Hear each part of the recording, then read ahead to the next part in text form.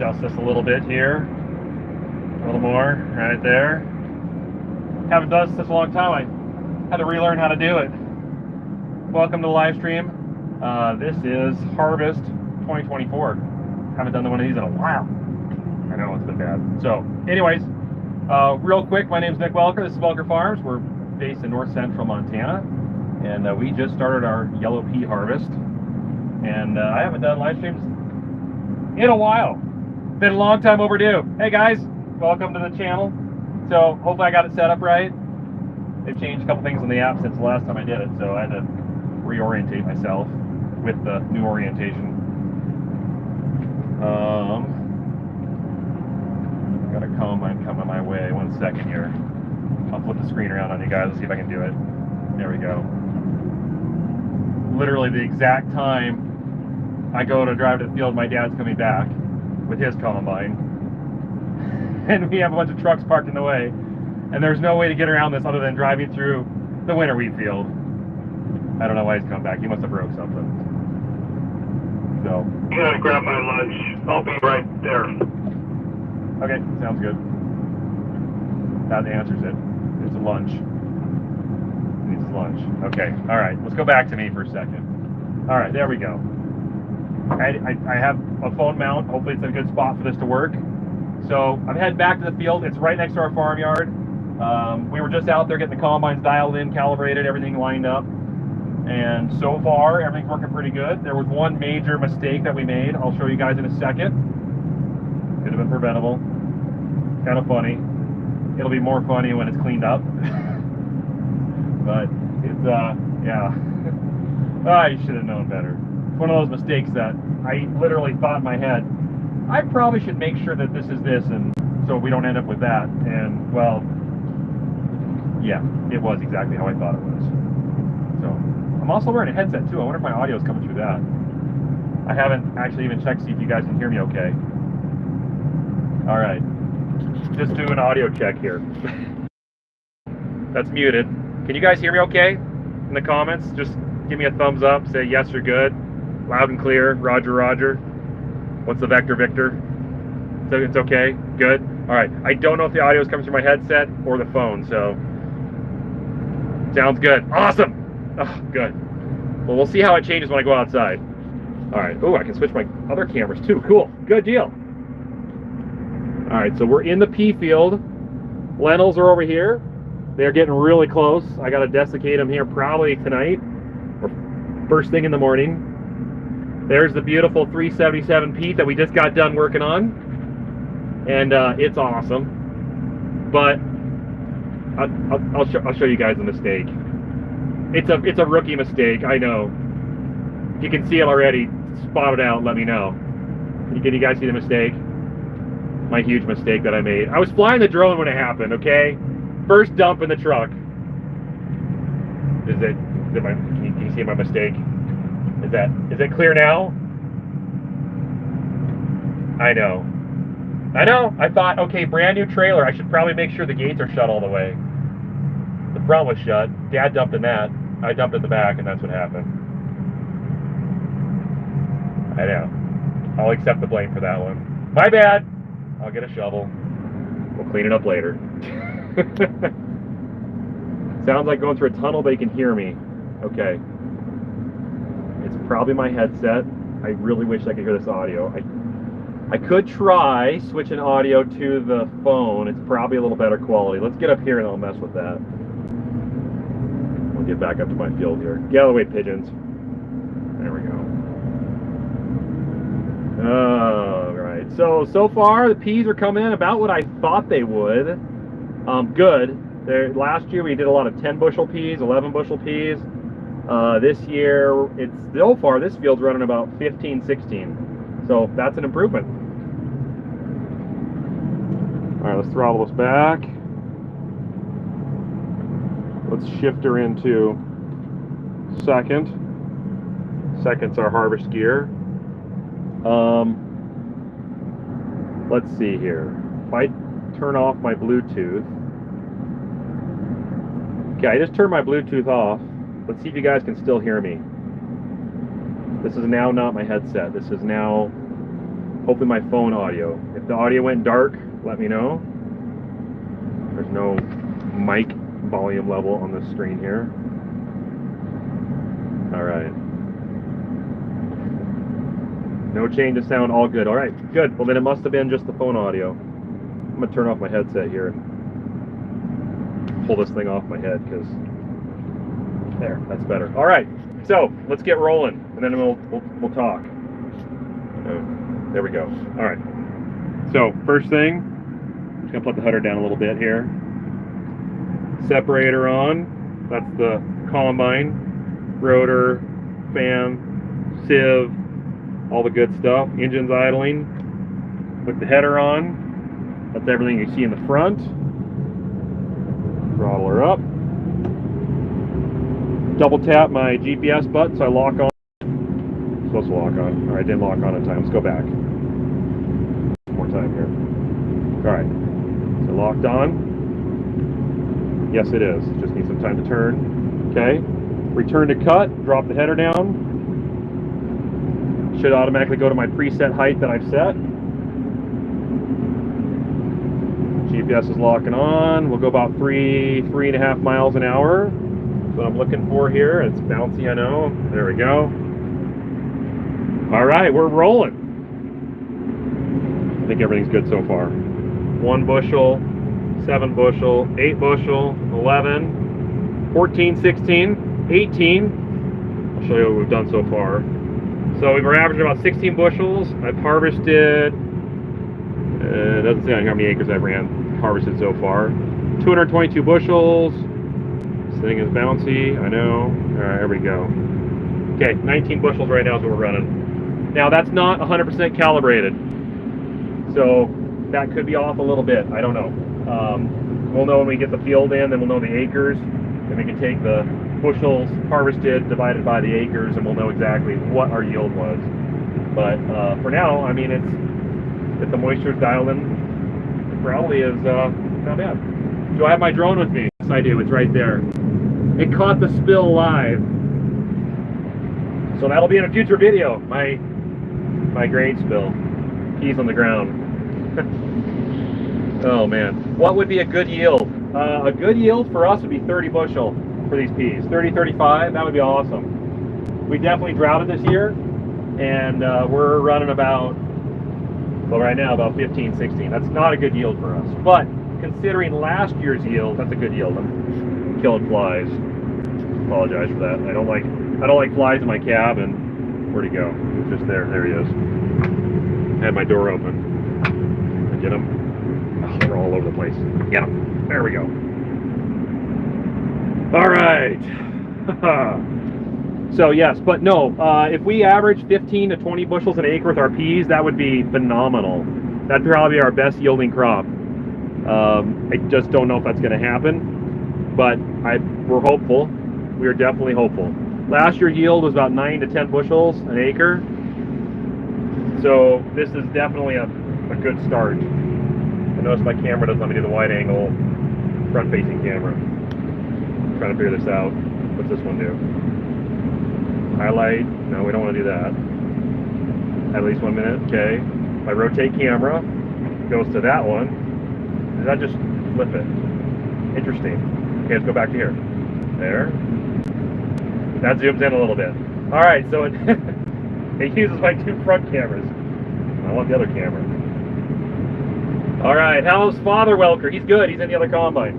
He's in the other combine, and he is harvesting away. I'm gonna put you guys right here. That way I can use my hands. That's better. And we got a super chat that says, Chris. $20. Thank you, Chris. You don't have to do that, man, but I appreciate it. You guys can leave comments, whatever you need to do. Thank you, Chris. So it's 102 degrees Fahrenheit today. It's hot. It's really hot. It's hotter than I like. It's also very smoky out. It doesn't smell it yet, but the cloud or the sky is very hazy from forest fires that have now really sprung up all across Montana. I'm not sure exactly where this smoke's coming from, but the way the wind direction's been, I would imagine it's southern, southwestern Montana. See how it goes. How's Scott's arm? His arm's great. He does occasionally feel kind of like ghost pain in it, if that makes sense. He occasionally gets some weird pain in his arm every now and then. He's got some weird bumps in his arm where the tissue was crushed, but he probably has 95%, 98% use of it back. He's strong. He's bench pressing over 300 pounds again. So, I mean, it's kind of hard to say that it's not affected him, but I think he says it hurts him every now and then. So, that's what's happening with that. I'm trying to read what you guys got going on here. I gotta hold it. Kobe for the Blue Streak Pete. Is that what the name is? Blue Streak Pete? I've heard some say repeat. We should name it. Repeat. Blue Streak Pete. I don't know. We haven't fully gone. We just put that video out and I haven't gone through all the comments yet to look at all the names. So we'll tally up what the number one name is. Blue Streak Pete. Repeat. 377. Hello from Ireland. Hello from Georgia. Hello guys. Hello from Oregon. Awesome. So this is the first day of harvest. We probably could have been going a day or two ago. It was hard to say. The peas had some green visually from the road as you're driving by, so it probably wasn't a bad thing, but we like to harvest our peas just a little bit wet if possible, and that avoids cracking the peas. It's nice when they're a little bit of moisture, they go through the augers better. So that's kind of the plan. Hello from Idaho Falls. It's been a while since I've been there. Netherlands. Never been to the Netherlands. I'd love to go. Never been to the Netherlands. Blue Streak Pete. I like it. How much rainfall average in Shelby per year? If we could get 7 to 10 inches a year, that would be in our average year rainfall. Anything above 10 inches, we'd be like right on the money. We've been averaging about 4 to 5 the last couple of years. So definitely under our rainfall average. It would be nice to get above that. But yes, this year we've got about 4.5 inches of rain so far for the season.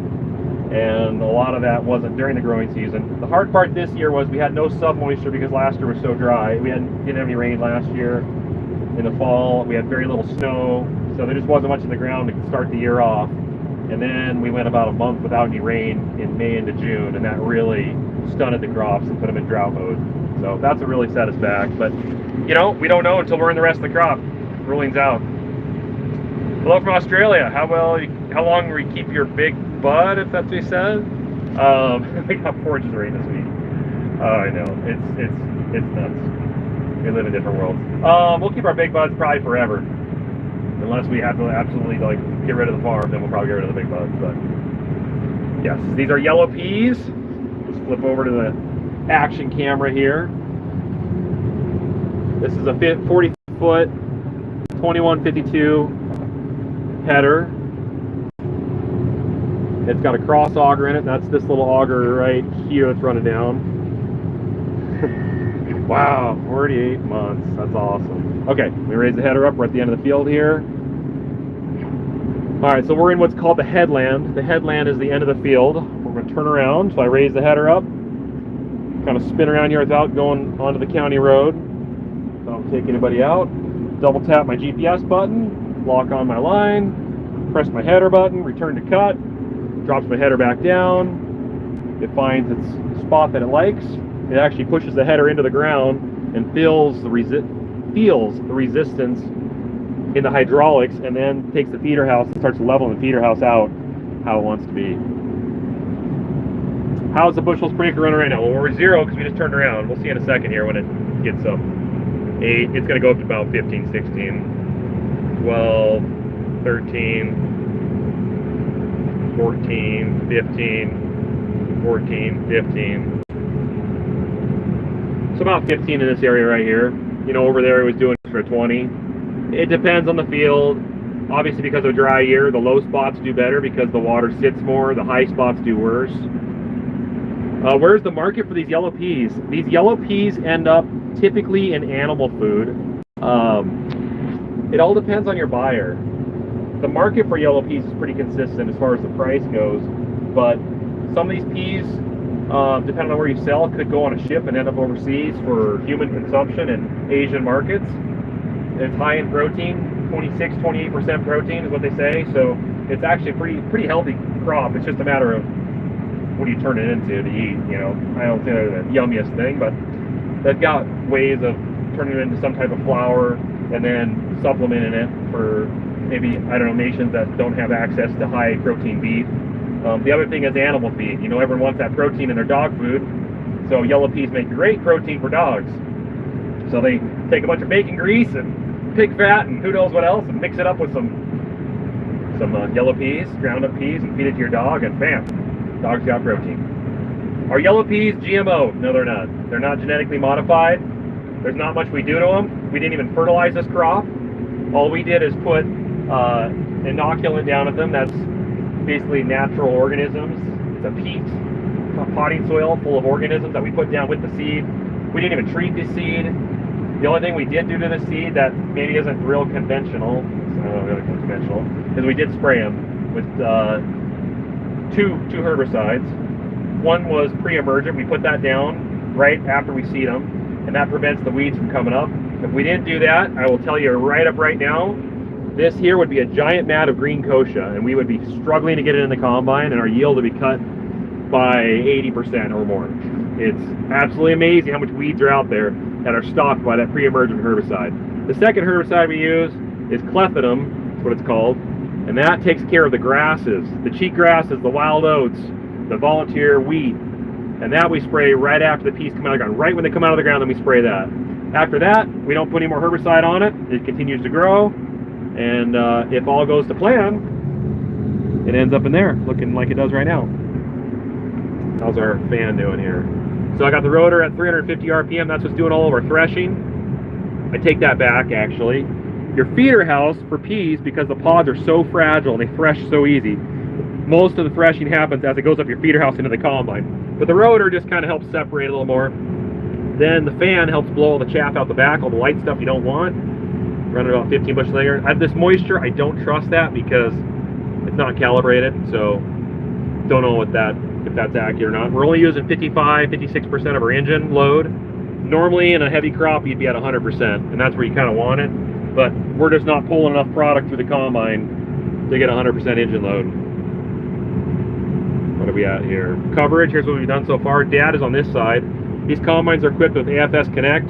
That's right here with modems. His combine though has a problem with the cable, so it's not, the telematics aren't reading properly, so you'd normally see his on this side too, but this will be all mapped, and then we'll have all this data, the yield data, when we, there's our yield data right there. When we go at the end of the year to look at all of our crops. Here's some more settings we got here. Choppers 3000, tailings, engine. This combine's got 2,700 hours on the engine, a little over 2,000 hours threshing, 2,100 RPM. It runs that wide open all the time. Oil pressure 85, that's pretty high, that's good. Engine oil temp sits right at 190, doesn't ever really change. Air temp from the boost, 130 Fahrenheit. Boost pressure running about 23 PSI. Burning 11.4 gallons per hour. Coolant temp, 170 degrees Fahrenheit, that's great. And battery voltage 13.4. That's my auto guidance. And the camera for the hopper isn't working at the moment. I haven't had time to find out what's going on there. All right, let's get some questions. I pull up questions again. I'm learning this thing. Oh, getting the live stream. I don't want to do that. Okay. What are the N, P, and K requirements for peas? You know, I don't know the exact numbers on that, but I do know peas don't need as much nitrogen, so the N isn't as big a deal. That's why we like them, because our wheat uses a lot of nitrogen. They do like P and K. They like phos, so that is something that a lot of guys put down. They put 1152 down, helps with that. Tom Homestead. Oh, you guys are awesome. Keep up the great work, amazing channel. Hey, thanks, Tom. Appreciate it. You don't have to do that. Thank you. Celebrates first super on live stream. Nice. How's the old blue Pete doing? I actually just went through that truck yesterday. Got her out of the building. It was covered in bird poop because they somehow managed to always get in the building. So I washed it off, changed the engine oil. It was due. Cleaned the air cleaner, greased all the front linkage, checked the radiator fluid, checked the power steering fluid, topped that off, greased all the drive shaft, greased all the brakes, checked the brakes, aired up 2 tires, they were low, painted a couple places, and then parked it. So it's ready to go. It's just sitting in line with the other truck, but right now we just got one truck in the field. We'll get another one in the field here soon. We're gonna have this one full soon, so we're at the end of the field. Let's slip around here. Raise the header up. Header's up. I thought about filming this in portrait for you guys. That's vertical. That's where you hold your phone vertical. But I just don't like filming in that personally. I know that's TikTok. I know that's Reels. I personally don't like it. I like landscape. So I'm a rebel. So we're filming horizontal, what your TV uses. So you just got to tip your phone sideways, and then we're good. Right, guys? All right, let's see here. How much does the combine header cost? So this header here is worth about $20,000 or so, maybe 25 at most. With the cross auger, probably 25. Brand new, to replace this header with an equivalent header, you're looking at about $100,000, probably 80 to 100. If you get a flex head, you get all the bells and whistles. For a 45-foot header, you're looking at $130,000 US dollars, 140,000, I think, in that area. It might even be more than that now. I haven't checked in a while. Things just kind of keep going up. So, but that's why we run these headers, because they are great headers. They're simple and they're cheap. Like I said, we just bought one for $13,500 from a neighbor that was slightly bent. We bent it back, reassembled it, put some stuff in it, probably put about another $3,000 into it, changed all the bearings, the hydraulic motor, and now we have a backup header for under $20,000 that we can use if we bend one of these, because these headers are made to be light. I mean, they're tough. They're tough, but 45 feet, you got a lot of material out there. This combine's got to hold that, so they got to make them as light as they can. And the last thing you want to do is bend one, which we do. So, how's the house coming? I have not done a house update in a while. I kind of stopped right at the end there. It was getting very intense. Spring seeding was starting. I lost a bunch of hair in the process. I'm a lot grayer, let's put it that way. It was a very stressful time of my life, but it's coming in great. We're in it. The inside's probably about 90% done. Outside's 90% done. We got some patios, a driveway. I got to pour a lot of concrete work that still needs done. I have no landscaping done. I've got weeds up to my waist everywhere. I haven't even had a chance to mow them yet. But the house is awesome. It's beautiful. It's such a blessing. I just can't even tell you guys how blessed we feel to be in there. How awesome it is for our kids to have their own rooms now. I know a lot of the world doesn't live like that, but that was something I grew up with, and it's so nice to be able to give our kids that chance. So yes, it's a huge blessing. I'll have an update probably later this year when we get a chance. We don't have countertops yet. So when I get all that done, we get the light fixtures in and chandelier, whatever, you know, all the good stuff. We'll do a reveal video for everybody. So that's the update for the house. It is beautiful though, and it's been great so far. All right, why don't you run an air reel and headers? Would you see an increase in yield? So yes, we should run an air reel. We've thought about it. We had a chance once to partner with the company to do air reels, and we just haven't done it. I think for the peas right now, they wouldn't really help a lot. I'm not seeing much shelling on the ground. The peas are tall enough this year that they're going in the header. Our lentils, though, that we have, I think the air reel would be amazing. Pulse crops like chickpeas, they're really good in. There's pros and cons to them, but I definitely think we would benefit from an air reel. Why won't we have them? It's just kind of hard to justify an air reel when you're only harvesting 10 bushels an acre, 8 bushels an acre, you know. You're already below federal crop. You're already going to be collecting insurance, so, but I won't rule them out. Someday we might put them on our headers. We might. They do add weight to your header. They are kind of bulky, but there is a lot of benefit to them. They do use more horsepower, though. Is the lake house finished? I enjoyed those videos. The lake house is finished, basically, yeah. I mean, we're constantly doing updates to it, but it's finished. We were there in July. It was beautiful. I have to keep cutting trees down because there's disease going around and it's killing all my trees. So we're constantly cutting trees down, unfortunately. But it's beautiful. We have renters there right now. It's pretty much slammed all summer with renters, which is a huge blessing because it's paying the mortgage. But we are going to be there a lot this winter. It's a tremendous place. We're so blessed to have it. It's been such a getaway for our family, especially in times like this when we're on the drought of the farm, to be able to go to paradise basically for a little bit. So yes, it's been awesome. What are your peas yielding? Let's take a look. Not my face. There we go. 17, 18, 17. What's the average on this? 16. So about 16. Doing about 20 gallons an acre at the moment. 20 acres an hour. What I meant to say. 20 acres an hour. We love yellow peas. They're not the easiest crop to farm. They shell out easy. You know, the pods or the peas crack easy. There's a limited amount of herbicide you can use on them, but they do really well in our area. They ripen really fast. Obviously, you can see we're harvesting this now. Our wheat won't be ready for another couple weeks. So we can put the peas in, we can pull them off before the wheat, and that gives us a whole other operation. We're also taking fallow acres that normally would be Kemp fallow, land that we sit idle for a year to replenish the moisture for our wheat crop the next year, and we're putting peas on them. So it's kind of almost like a cover crop to us. And we're getting the crop off of it. And they're worth $7.50 a bushel right now, roughly, between $7 and $8 a bushel. And wheat's worth like $5.50 a bushel. So they're worth $2 to $3 more a bushel than wheat. The discounts are less on it. We don't have to worry about protein on these. Pretty much there's really no discount. As long as we have them relatively clean and the moisture's right, they'll take them as is. So it's been a good crop. The downsides to peas, it takes more work in that you have another operation to roll them after you seed them. So you got to get the rocks mashed down. So that's an operation. You have to put the pre-emergent spray on them. That's an operation, an extra operation. You got to handle them carefully. They take a little more to handle as far as being slow. Got to run through auger slow.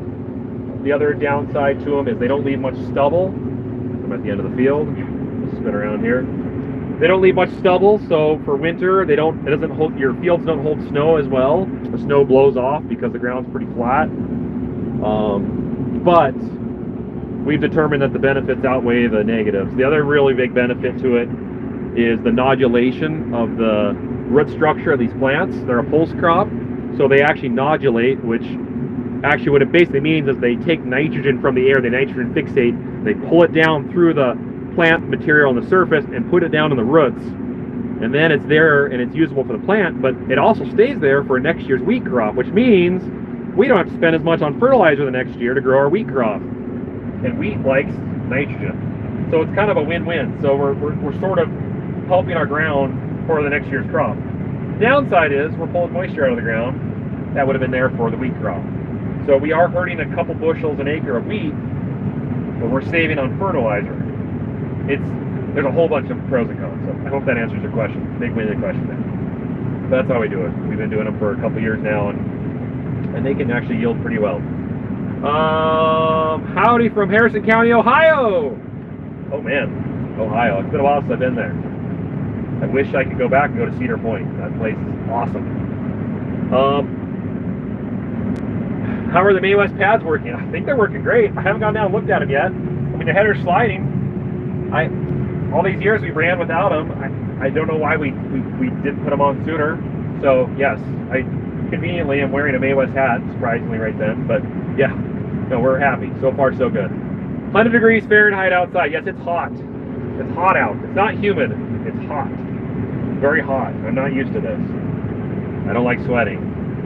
And this is that weather where you just kind of sweat. But it's not humid, so we're blessed there. We don't have the humidity like a lot of you do. So, trying to keep tabs on what's going on here, make sure I'm not missing something. Going about 4.5 miles an hour. I need to slow us down a little bit. If you start going much over 4 miles an hour with the height of these peas, I notice it starts laying the peas over.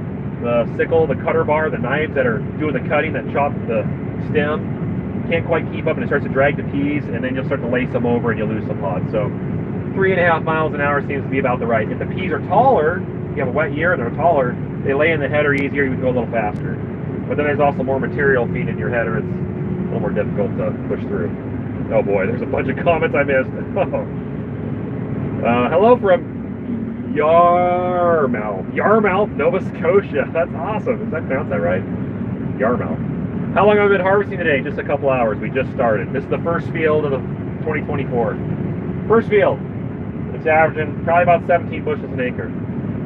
Humidity is 50%. What bins are these going into? I think we're going to put these into the 24,000 bushel Westfield bins. They're those smaller. They're oh, what are they? Come on, Nick. 2606 is the model number of them. So they'll have aeration on them, so we'll be able to get air on them quickly, get the temperature down, and then also get them hydrating. Hello, Great Falls, 102 degrees, 107 tomorrow. Ouch. Not looking forward to that. How long do you store your peas for? We can store them as long as we want, really. They'll last. As long as you don't have a lot of pods, green pods, shells, which these are really clean. I should actually probably turn my air down, honestly, because it's going in the tank really clean. But if you don't have a lot of material, green material, you can store them for decades, as long as you don't get water in them. But we typically store them for about 6 to 8 months. We put them in the bin. The reason we use grain bins is first to control the environment, cool them down, add moisture through the SureTrack system if we can, humidity, pump them in, get the moisture level back up so we can get a little more money when we sell them. The other thing we do is it gives us flexibility on marketing the peas. Sometimes you win, sometimes you lose, but at least gives us control. If we were to haul them right off the field, you were going to get the price at the markets right then. By putting them in the grain bin, we can watch the markets over the next 6 to 8 months, 10 months, even a year, and sell accordingly. Now, we were told that the market for peas are going to be going down. They did drop some from when earlier this year, so we went ahead and pre-contracted 10 bushels an acre. That way it gives us some insurance. The prices could jump right back up, and we could actually be making a mistake there, but if they do come down for the next 6 months, at least that way we have 10 bushels an acre at a decent price. So, who knows? It's a gamble. Go off the best. Sorry. Flies. Got him. We go off the best information we have. Let me use it. So we're not quite full yet. Maybe half full. My alarm hasn't gone off yet. So we'll see what happens there. How's our winter wheat looking? It's looking okay. You know, it was not a great stand. We seeded late. The moisture was not in the ground last fall, but a lot came up and a lot did survive. They really could have used some more water, but you know, I'm optimistic. I think we might see some 20, 25 bushel winter wheat. That's not great, but that's a lot better than last year, so we'll see when we get into it. Hello from Brooklyn. Wow. Very glad to see you harvest this year. Thank you for joining us. I appreciate the 20 bucks, James. Thank you. How is Kobe? He's good. He's getting older, though. I don't think he's with Dad yet. We'll see if he gets in the combine. He's getting a little bit stiffer, a little harder to get in and out of stuff, so swathing winter wheat Glendive, or not Glendive, Geraldine right now. Oh man, I bet your guys' stuff's looking great. Geraldine usually grows fabulous crops. I'll show you guys something here. This is called the doing it? Oh, it stopped. The death wobble. When these headers are dragging the ground, they'll start to wobble if you don't have the downforce set correctly, and they start to bounce real bad, and it actually just stops. So, hello from South Carolina. Hello from Caramel, India. Growing any corn? No corn here. We're a cornless farm. All we do is eat sweet corn and eat popcorn, but we don't grow corn. Corn does not do well here. There's my house right there. You can see in the distance. Hi from good old Kansas. All right, we're at the end of the field here. So tap my return to cut. It'll raise my header up to a predetermined height. I grab the steering wheel and I turn off the auto steer by turning this. That's what that beep is. Swing out a little bit. Turn 180 degrees. Kind of get it roughly lined up where I want it. Double tap a trigger button that's in the front of the multifunction handle right here. Double tap there. Press the return to cut button. Press it. Drops back down. Feeder house finds where it needs to be. And we're back in business. There we go. Hi from Saskatchewan. Awesome. Drive a Jeep, you know, wobble. Or a Dodge.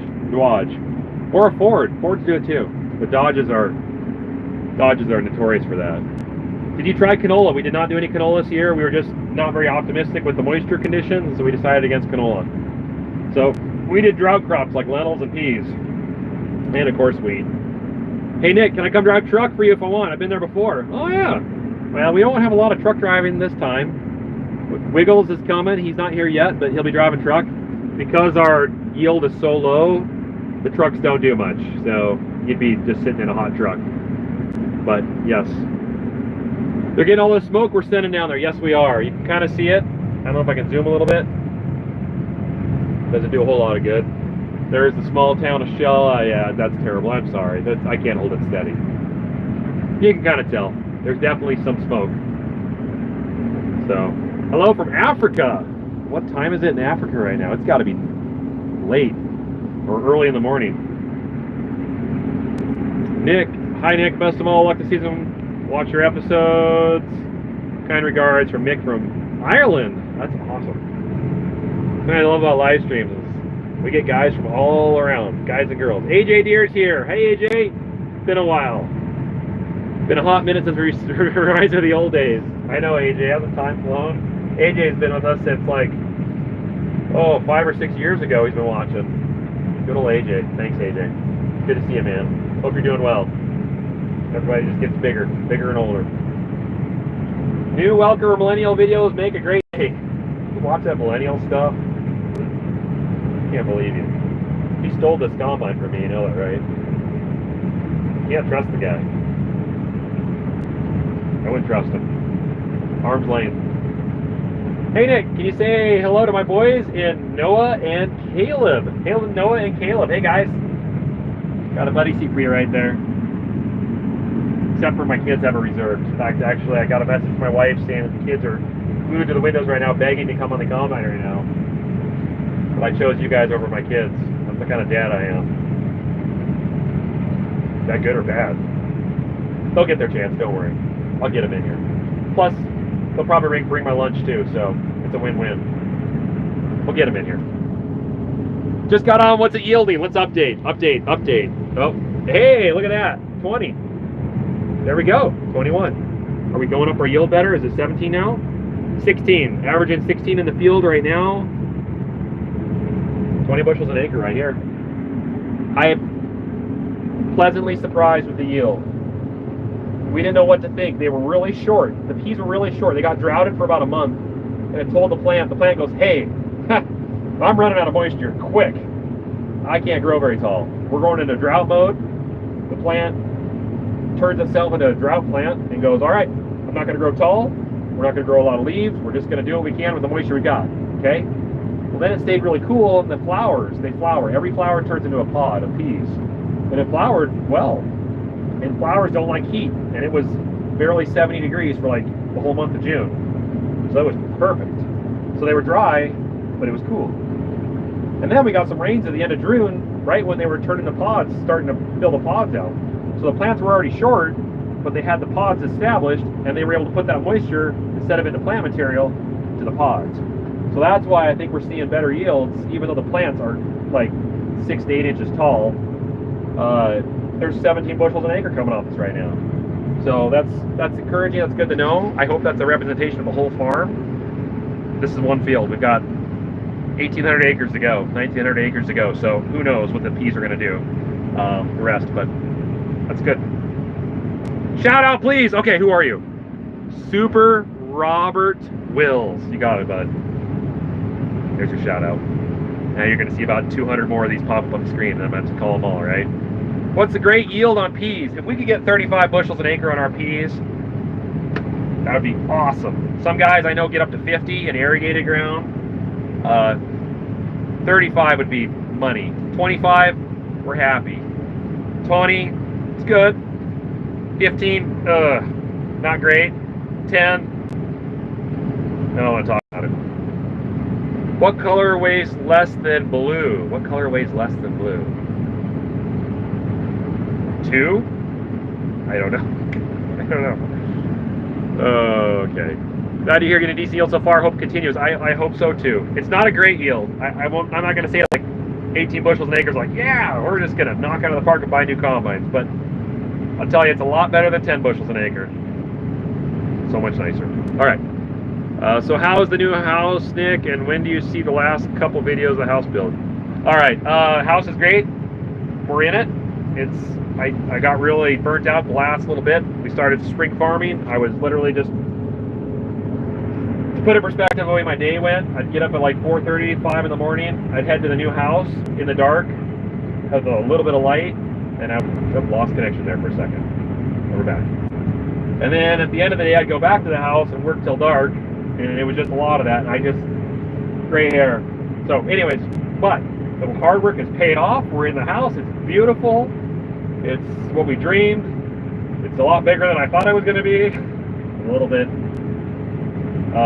not upset, but I feel a little guilty about that.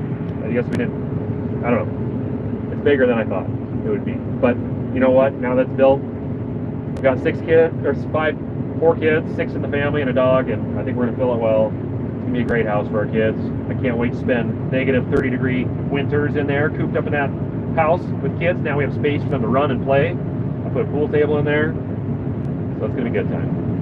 So we'll have you guys all over for a big party one of these days, right? Cell service seems pretty good. There are parts where you can't get signal. I'll show you why. This is why we have good cell service, guys. Okay, be prepared to be amazed. Our cell tower is right there. The window's not focusing very well. There it is. That's where you guys are getting the signals coming from. We're at the end of the field. I gotta turn us around here. So that's why those cell towers right there. So yes, we have amazing 5G service right here. All cancer-causing 5G, brain manipulation 5G. So yes, that's why we have excellent service here. And I've got an unlimited data plan, though AT&T does let me know sometimes that I'm using too much. But we're currently 3/4 full. We're going to dump when we get to the end here. Am I going hunting this fall? I sure hope so. I didn't put in for an antelope tag. I kind of wish I would have put in for an antelope tag because I saw one of the biggest antelope I've seen in my life sprayed last week. He had to be all of 17 inches. Oh, he's a nice goat. And I didn't put in for it, so I won't be shooting him. But I can still deer hunt, and I'll be doing that. How good is this crop? Right now it's doing okay. 18, 19 bushels an acre, if that's accurate. Like I said, the yield monitor in the combine is usually really close, but it hasn't been calibrated, so it could be off a couple bushels. We'll know when we get done at this field. So far, we'll have basically a full truckload off this field. But I think this is 80 acres, if I'm correct. I want to say it's 80, 60 or 80. My dad will confirm on that. But yeah, so far so good. If you have a second phone, use a hotspot if you need to be. That's a good point, and I can definitely do that. But I don't have a second phone, so you guys are tying up my primary phone. Drove through Shelby Saturday. Nice. Brother John said your peas were looking pretty good, hoping for 20-ish. That's kind of what we're hoping for too. That would be perfect. What happened to your old house? Did you rent it out? No. My old house is sitting there with still some of our stuff in it. We haven't got it all cleared out yet. We still got to clean it. It was like the last day of seeding, and like the next day I'm like, all right, we're moving. Pulled the pickup up, started loading stuff up, hauled it to the new house, and we're still taking stuff moving to the new house. We just haven't had time to fully move. But it's just sitting there. We'll get it winterized. The plan for that house is to probably keep it available for hired hands in the future. You just don't know about the farm. It might grow. Could be an opportunity to expand the farm, bring on some more acres, which means we'll need to bring on some more help. Maybe to full-time help, maybe not just seasonal. So the idea is that house could be a great place to keep labor here. So I don't think we're going to sell it. It'd be a lot of money to replace that house. So we're not renting it, but this could be a backup house. There's probably mice in it right now, so we're going to have to make sure we do a lot of mouse proofing. But yes, that's the plan. Are you saying you're hiring for help?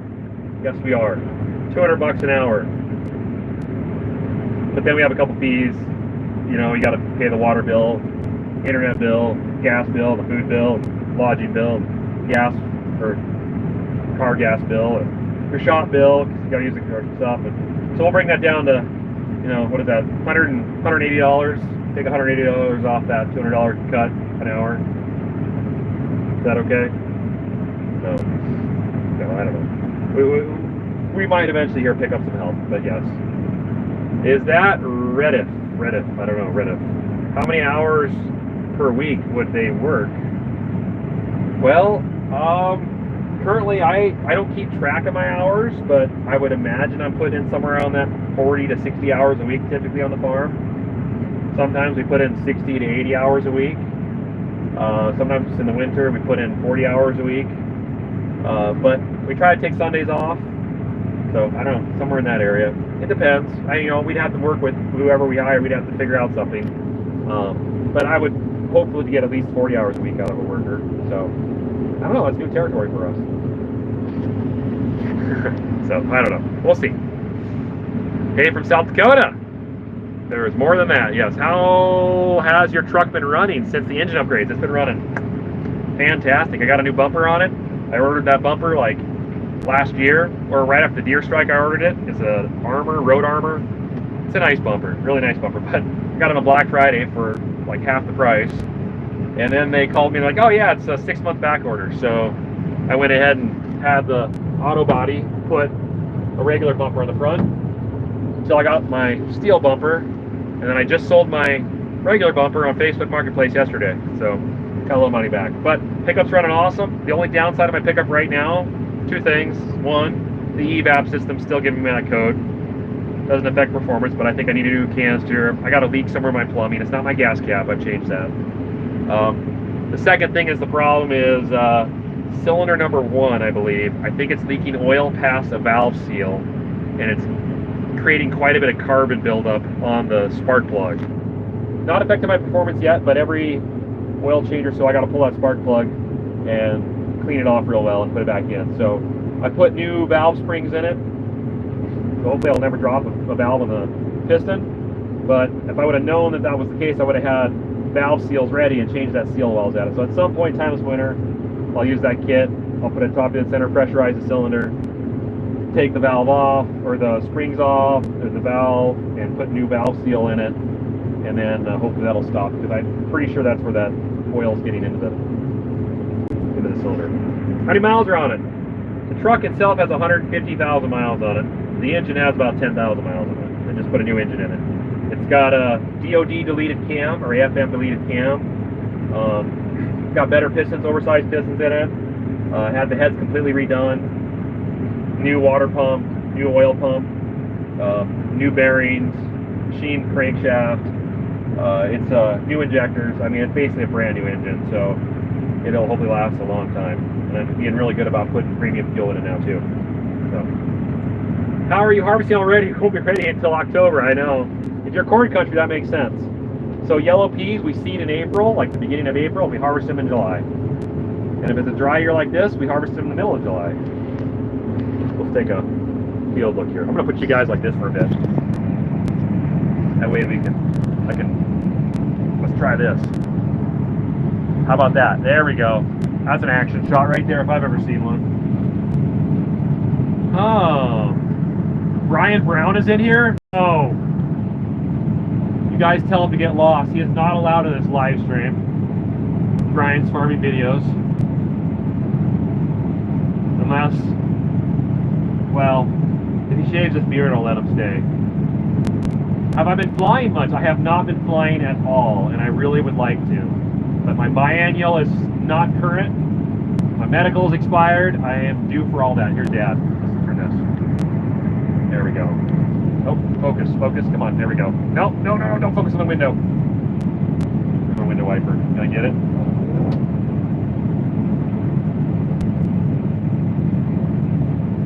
Let's see here.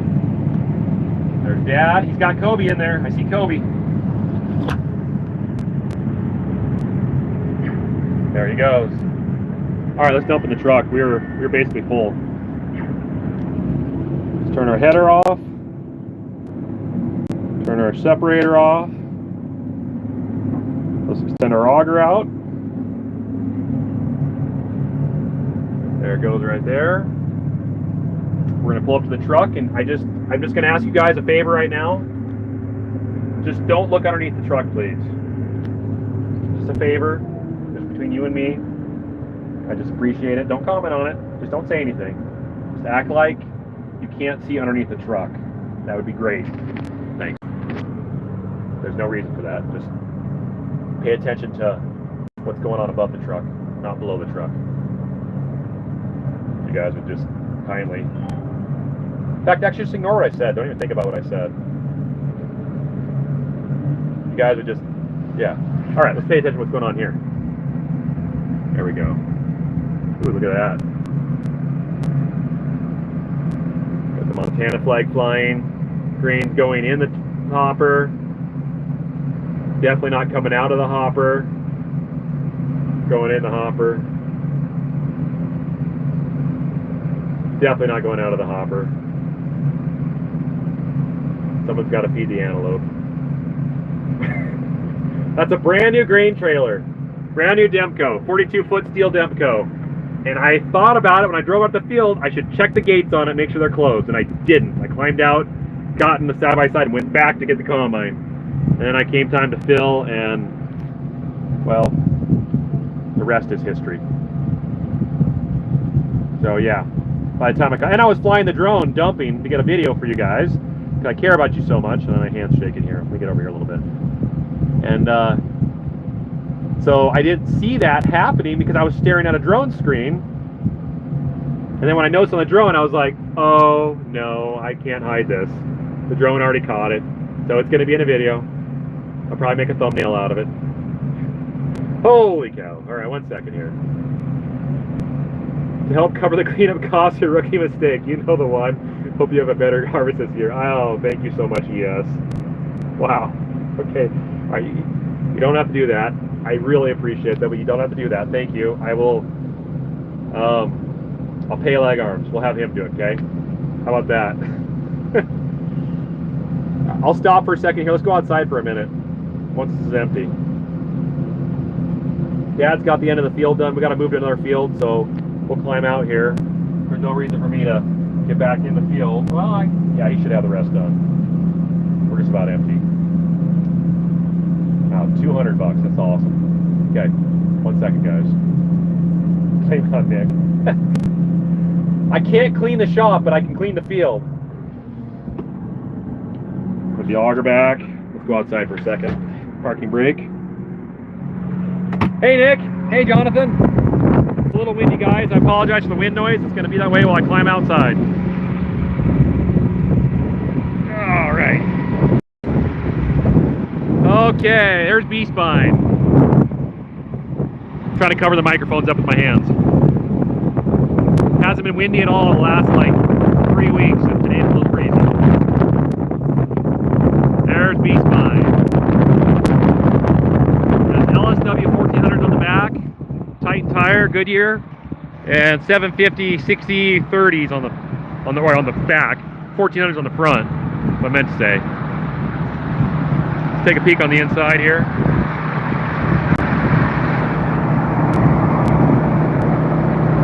That's a straw chopper. I don't have it engaged. It is spinning, but we don't need to chop the straw because there's not much of it. There's the shoe.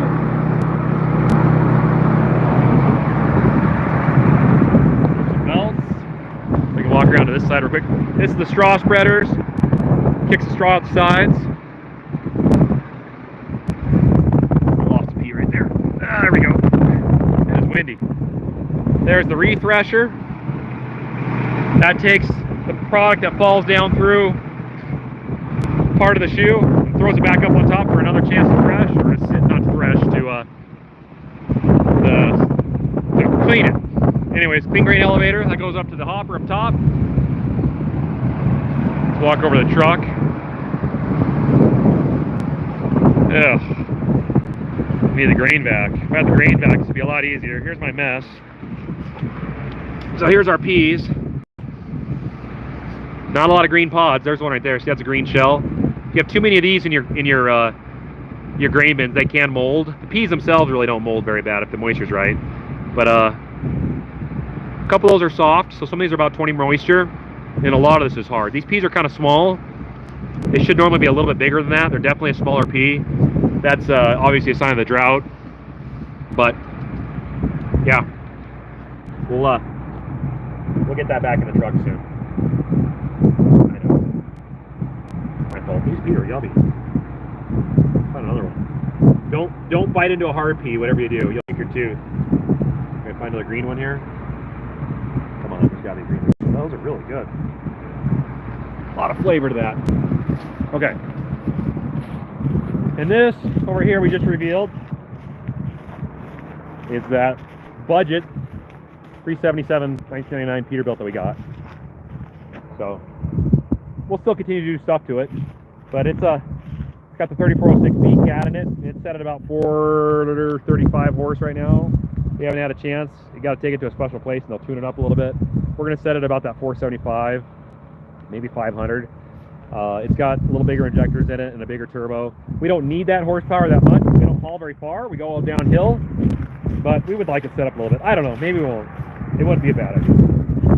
We'll see. This will be a nice truck on the road when we do need to go down, drive farther than we do. So let's get back in the combine.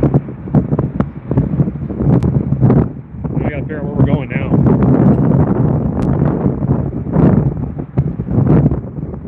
All right, there we go.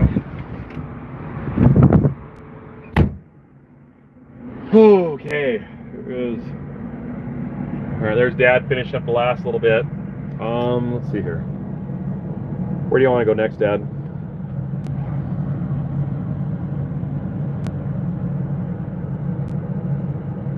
Yeah, okay, you asked where we're going to go? Yeah, where would you like to go next? You know, it really doesn't matter. We can cut on Howdicks by the shop tonight and then go over and cut hers, or then it would just be our own right around here.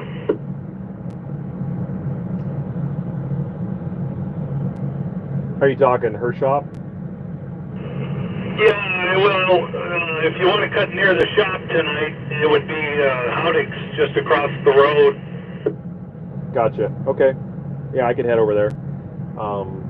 Yeah, I'll just run over and I'll see if... I think Scott's in the area so you can bring a truck over when we need it. Rest of it. Alrighty. Okay. That makes sense to me. Change gears here. Go a little faster.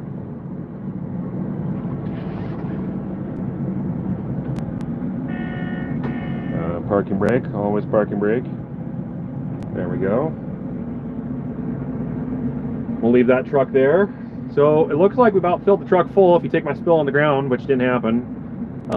So that truck's a 42 foot. I don't know the exact capacity of that truck yet because we haven't taken it to the grain elevator with a full load in it, but I would venture to guess a fully loaded truck with what we have in there, it's going to have over 1,000 bushels, so good 1,100 bushel.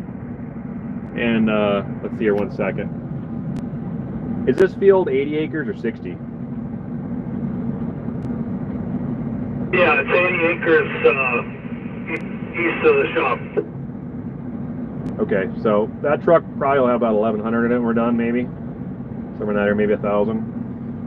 Yeah, I suppose full would be similar to another truck. Okay, alright, just curious on yield. Looks like we'll have a full truck off it. Okay. Yeah, I've got a bunch in mind I didn't dump when I went over to the shop. Okay, good. All right. Let's go back by the farmyard here.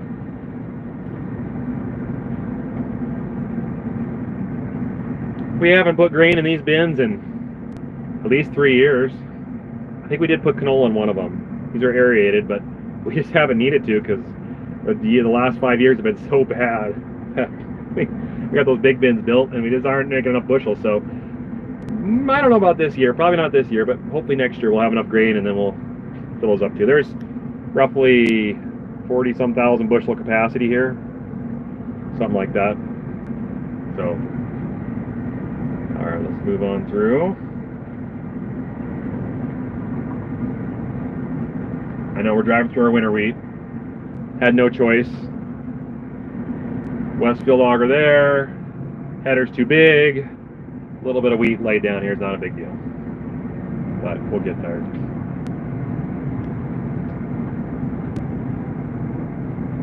Okay. Leg arms is right over there talking to a neighbor. They're by the header. Hopefully it doesn't mean the neighbor needs a new header. He just waved at us. If you stare too long, he gets weird, so we'll just keep going. We parked all this stuff. Here's our water truck for fighting fires and, you know, hauling water to the farm. And there's our tender for filling sprayers. And I was spraying this morning. I've been spraying every morning. And so we just don't have enough room to fit the header through here. So once again, we got to drive through the winter wheat field here. Mash this down. Lost about 30 cents right here on crop doing this. There's the rest of the trucks. The 9370 sitting right there. I'm going to pull into the shop real quick and grab something out of the fridge because I feel like it.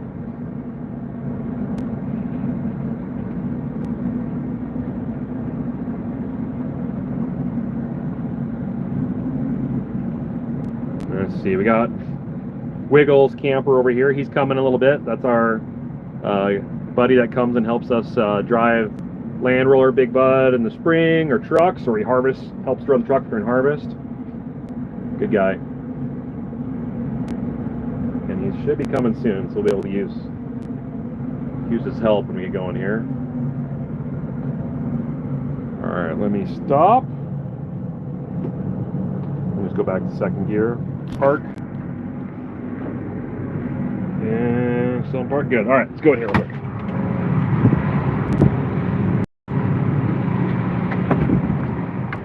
UPS truck hasn't grabbed our packages yet. We're supposed to have done that.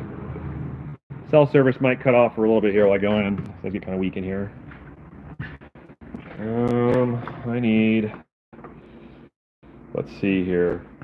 Let's do a couple of these and a couple of these. Beautiful. All right, there. Who needs a lunch when you've got this? Calories.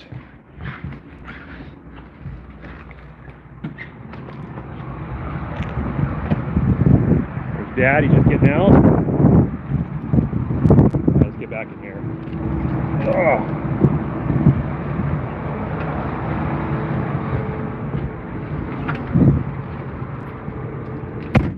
Put these in my sanitary spot right here. Don't worry, it's very sanitary. Nothing dirty's been there. Probably can break off. Let's get to the new field.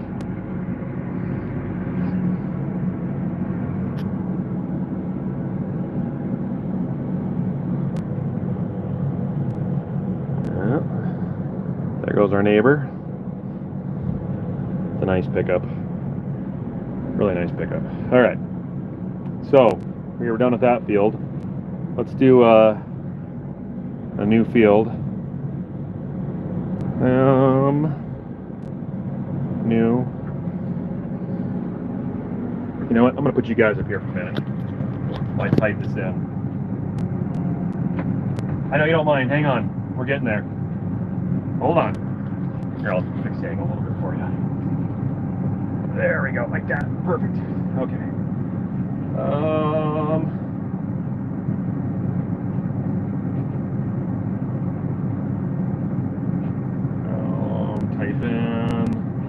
Typing while I'm driving. It's not texting. Kind of is texting, actually. It's basically texting. All right, that's good. All right, there, got a new task. Reset our yield bushels. I've harvested 471 bushels off that field, is what it said, from this combine off 80 acres. So where we're going is right across the road here. This is the county road, so I'm going to pull out really slow here. Look both ways. The trees have conveniently grown into the road, so when you're up high in a machine like this, they block your view, so you got to be careful. There was one year that we almost had a truck collide with one of our combines.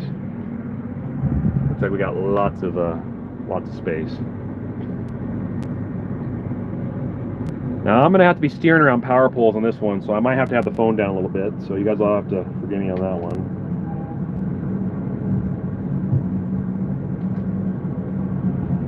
Separator on.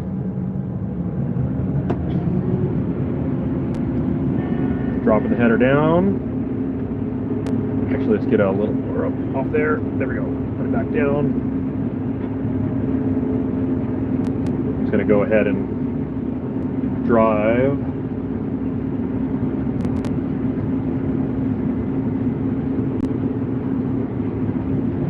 Dad's dumping in the 9370 with what he had left, so we'll have to figure that out for renters. This ground we don't own.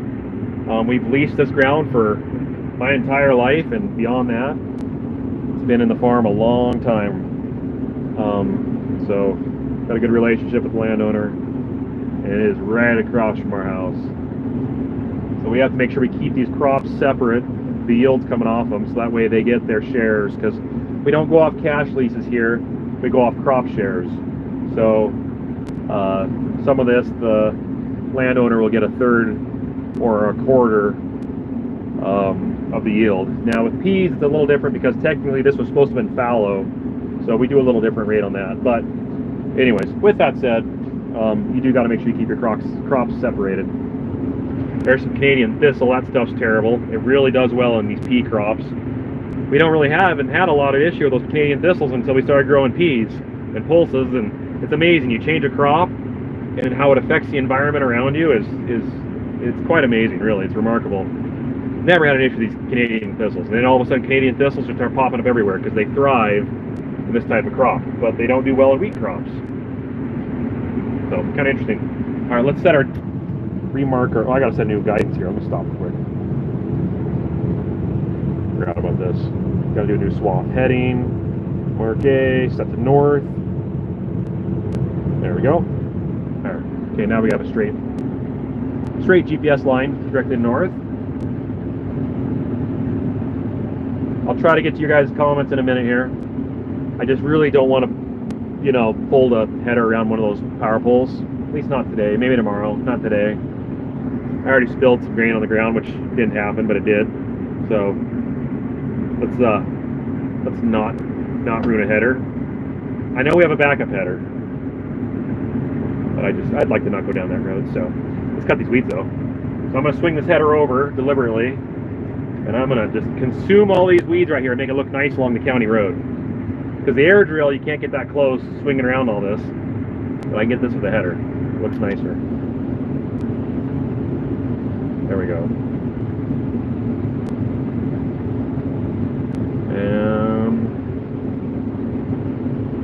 How are we doing here? So far, so good. Yield's coming in at 22 bushels an acre. That's good. That's good. That's really good. That's way more than I thought I was going to do. About almost 10 bushel more than I thought. So I can't go wrong with that. That pole right there, that's marking an underground gas line. There's a gas line under our farm here. There's another one over there. That line goes like that. I actually had to dig around it when I was digging my electrical in over here to my house. How are we doing? 20? 20 bushels, 21. Let's pick up the pace a little bit here, go a little faster. So what do you guys think? Should I live stream every day? Or every day I can? We don't have cell service across the whole farm, but is this something you guys wanted me to do? Should I do this all the time? Or ugh. I don't know if you guys can stand me that long. I might have to make leg arms live stream instead of me. What's a good yield if you get good rain? A good yield would be 30, 35 bushel an acre for us. That would be awesome. I would love to get 30 to 35 bushel an acre off this. We've seen over 30 before. It's amazing. The peas are like 3 times taller. They're like up to your waist when they're green. Looks like everyone says I need to do live streams. But the problem is, guys, I don't have the radio voice for it. You got to have a deep, low, commanding voice, right? All right, these are a little short right here. So now a little bit, I'll explain to you guys why the peas, you probably can't see it from here, but the peas are all shorter right around these power poles, and I'll explain why that is. It's all to do with the pre-emergent that we spray to stop weeds from this growing. See how weedy this is right here? It would look like that across the entire field if we didn't spray pre-emergent on this field. The only reason it's not that weedy is because of that pre-emergent. It's amazing. It's called sulfentrazone. We love it. I hope that it never becomes resistant. These weeds, that I've heard resistances to it, so I'm sure someday it won't work, but for now it does. Anyways, while you're spraying along the field and I'm in the sprayer and I got to turn to go around the power pole, as the sprayer turns, the inside boom slows way down as I pivot around it. So what ends up happening is it puts more chemical in that little area right there than normal, and it stunts the peas a little bit, and that's why they're shorter. There's a bunch of Canadian thistle right there. Get out of here. Let's get rid of that stuff. Spread the seeds all over the field. Ugh. Hate those things. Tansy mustard along the edge over there. So anyways, that's why. So you have to be careful when you're spraying that pre-emergent that you put the correct amount on, the correct ounces per acre at the correct time. You got to make sure well, you can't make sure. You hope that it gets the correct amount of rain on it to activate it.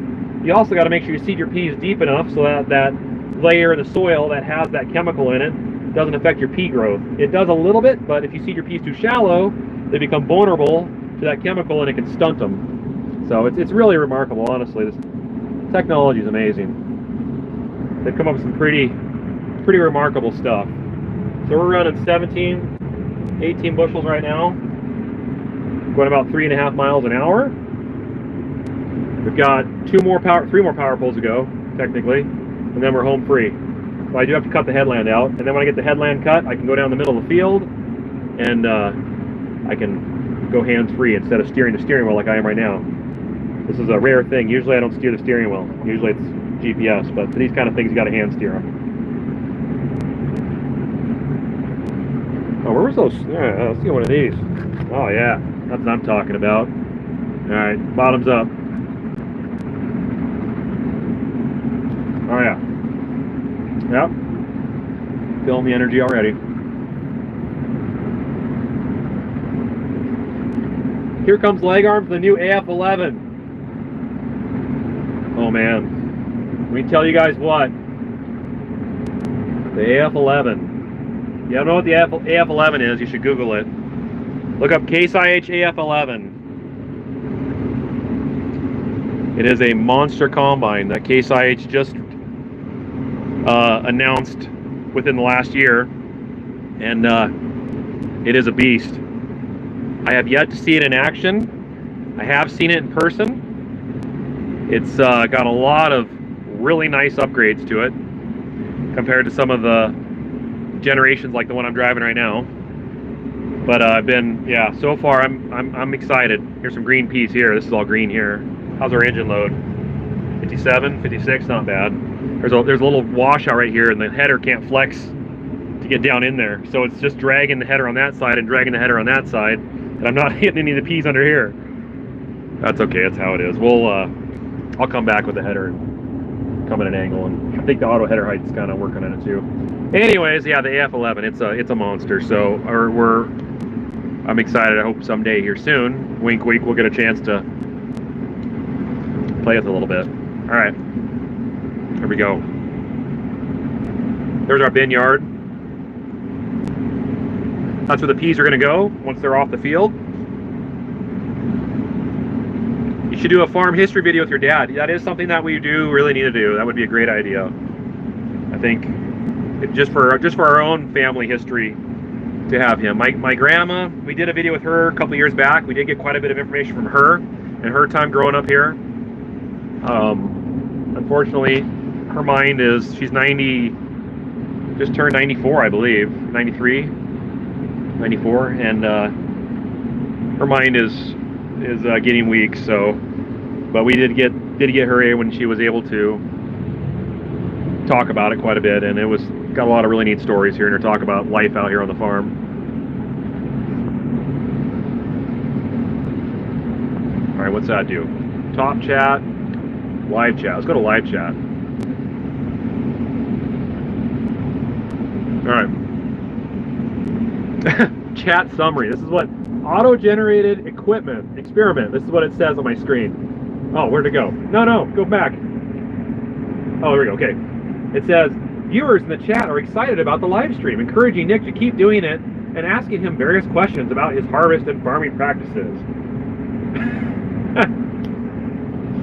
Oh, you gotta love AI. Or hate it. That's weird. Weird. Okay, I'm kind of coming back now. We're doing the headland right now.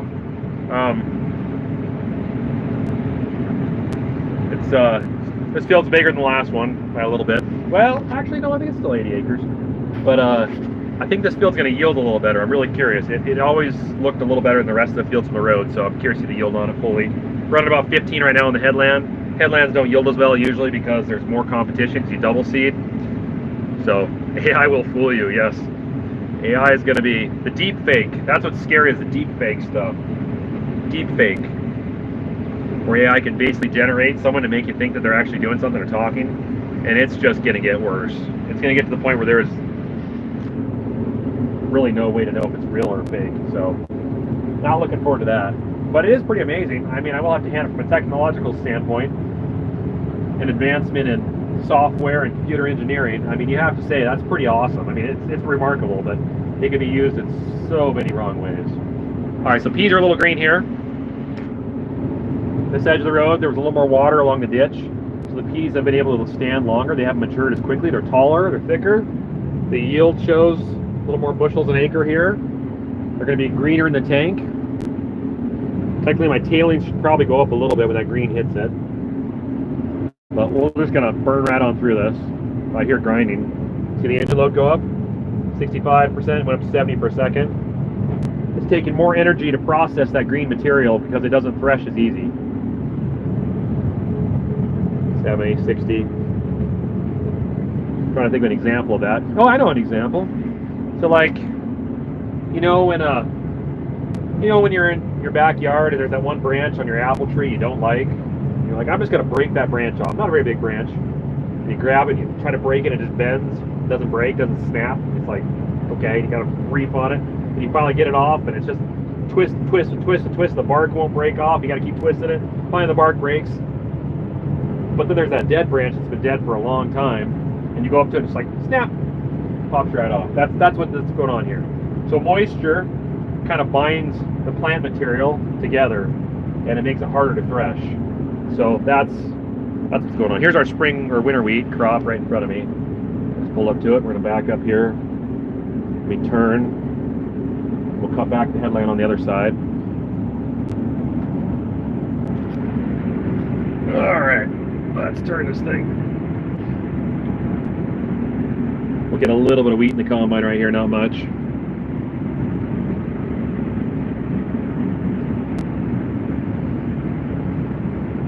There we go.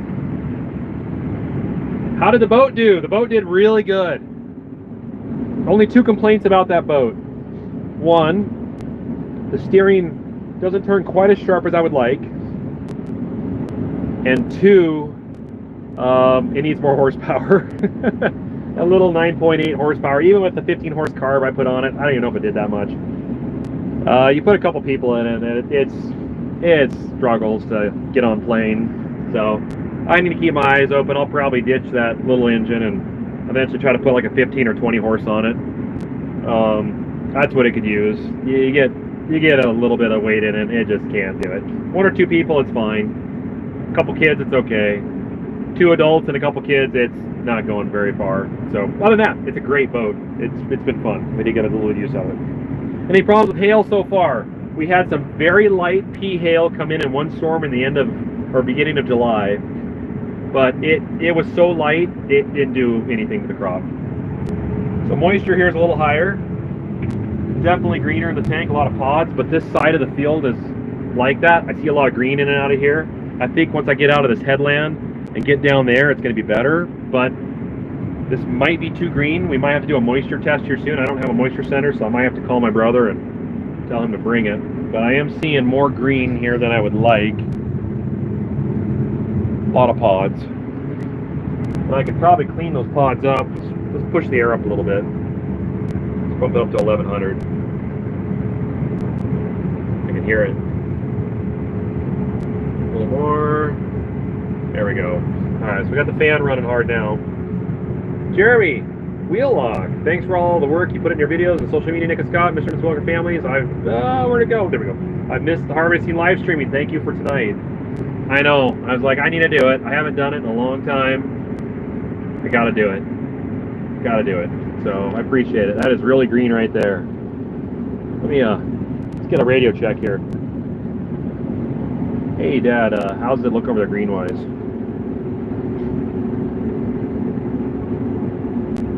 What was that? Is it green over there, or does it look ripe? Oh, that's right. Okay. This side, it's mainly the headland, but it's probably 25 moisture in a lot of this. It's pretty green.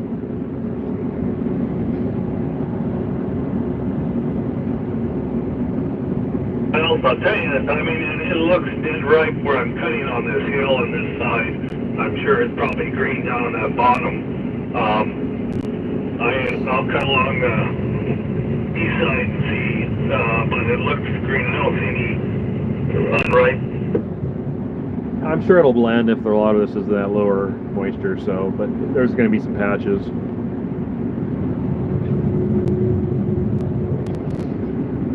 We'll put on air.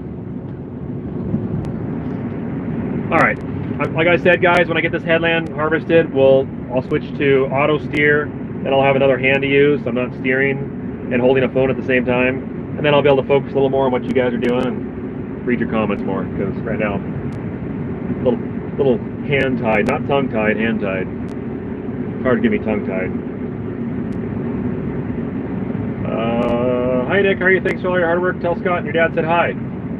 Ira Johnson, thank you, Ira. 2024 harvest already? I know, isn't that crazy? How much do you get docked for greens? Not really much at all, if at all. They don't, in yellows, you don't really get docked for green. In greens, you get docked for yellows. So if you grow green peas, they dock you if you get yellow peas in it. They want them to be green. If you grow yellow peas, because it becomes animal feed, typically is what it is, the animal feed, they don't care if it's green, so we don't get docked on that, which is nice. All right, there. Headland is harvested. Let's just scoot over here real quick. Definitely was a little green in some of that. I'm gonna go down the middle of the field. I'm gonna split the field down the center. We're gonna see what it's like in the center. I like to divide the field in half, then harvest from the center out. That way the trucks don't have to go as far if they're chasing us, and we don't have to drive as far to go to the trucks. The truck's in the center. All right, where's center? Where is center at? We're getting pretty close, I think, to what center is. I'd say center is like right here. So let's slow down. Just hit the auto guidance. Let's see what it finds. Okay, locked onto something. This isn't center. We're not even quite center. Center's over here more. Let's go over here a little more. A little bit more. Just the hair. Gotta get this right. No real reason, but we'll go one more swath over this way. All right, there we go. Okay, it's locked onto a line. Let's see if it finds it. Combine's steering itself right now. It's looking for my line. I wish I could go to my widescreen lens. It doesn't let me. I'm sorry, guys. The YouTube app lets me do my front camera widescreen, but not my rear. And the rear is what I'd like my widescreen to be on, because you can see a lot more. So, all right, we're averaging 19 right now. 20, that's great. 15 moisture. It looked pretty good in here. A little bit of shells, not too bad.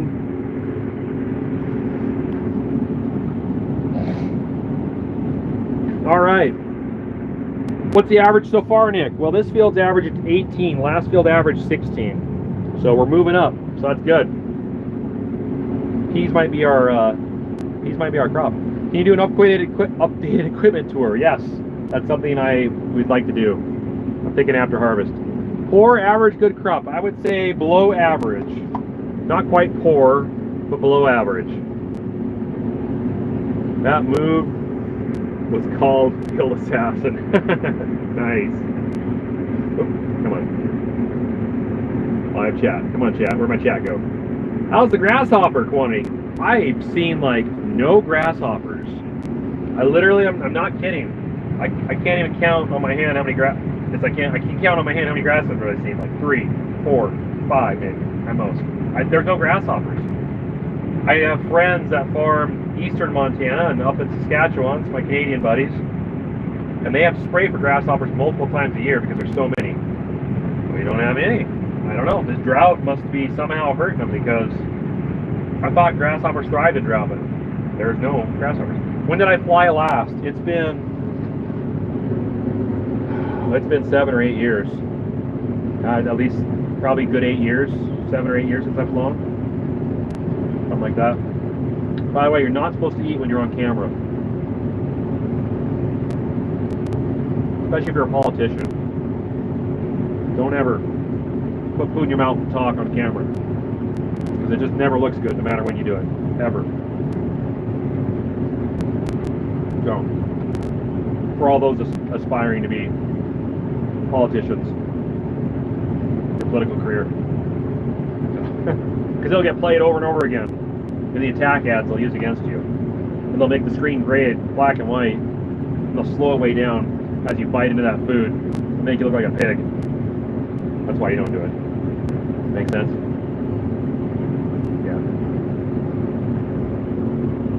Don't clean the shop. Can't speak for most of Saskatchewan, but around Regina, we've had so much rain. I know, I've heard you guys up there have been just killing it for rain. Like more rain than you need. That's awesome. I mean, I guess at some point it's too much, but I'm excited to hear that you guys are getting a lot. How's the harvest yielding? Right now we're doing 18 bushels an acre, which is a lot better than we thought it was going to be. So, definitely happy about that. Turn off my auto header. I just kind of bounced the header a little bit. Alright. Hey, Dad Nick, how's it going? How are the numbers looking? The numbers are looking pretty good right now, honestly. I mean, I don't know if this is a reflection of the rest of our crop, but for 22 bushels an acre, because last year was 10, this is definitely nice. We're getting twice as many bushels an acre as we did last year. We would like to get 30, but we will take 20. If it means slowly stair-stepping into a good farm year. Does that make sense? Stair-stepping? That doesn't make sense. Anyways, taking a step towards a good year. We're getting closer to that, so this is better. Saskatchewan, as I said, is that Saskatchewan? Oh, I'm not very good at pronouncing stuff. Let me tell you that right now.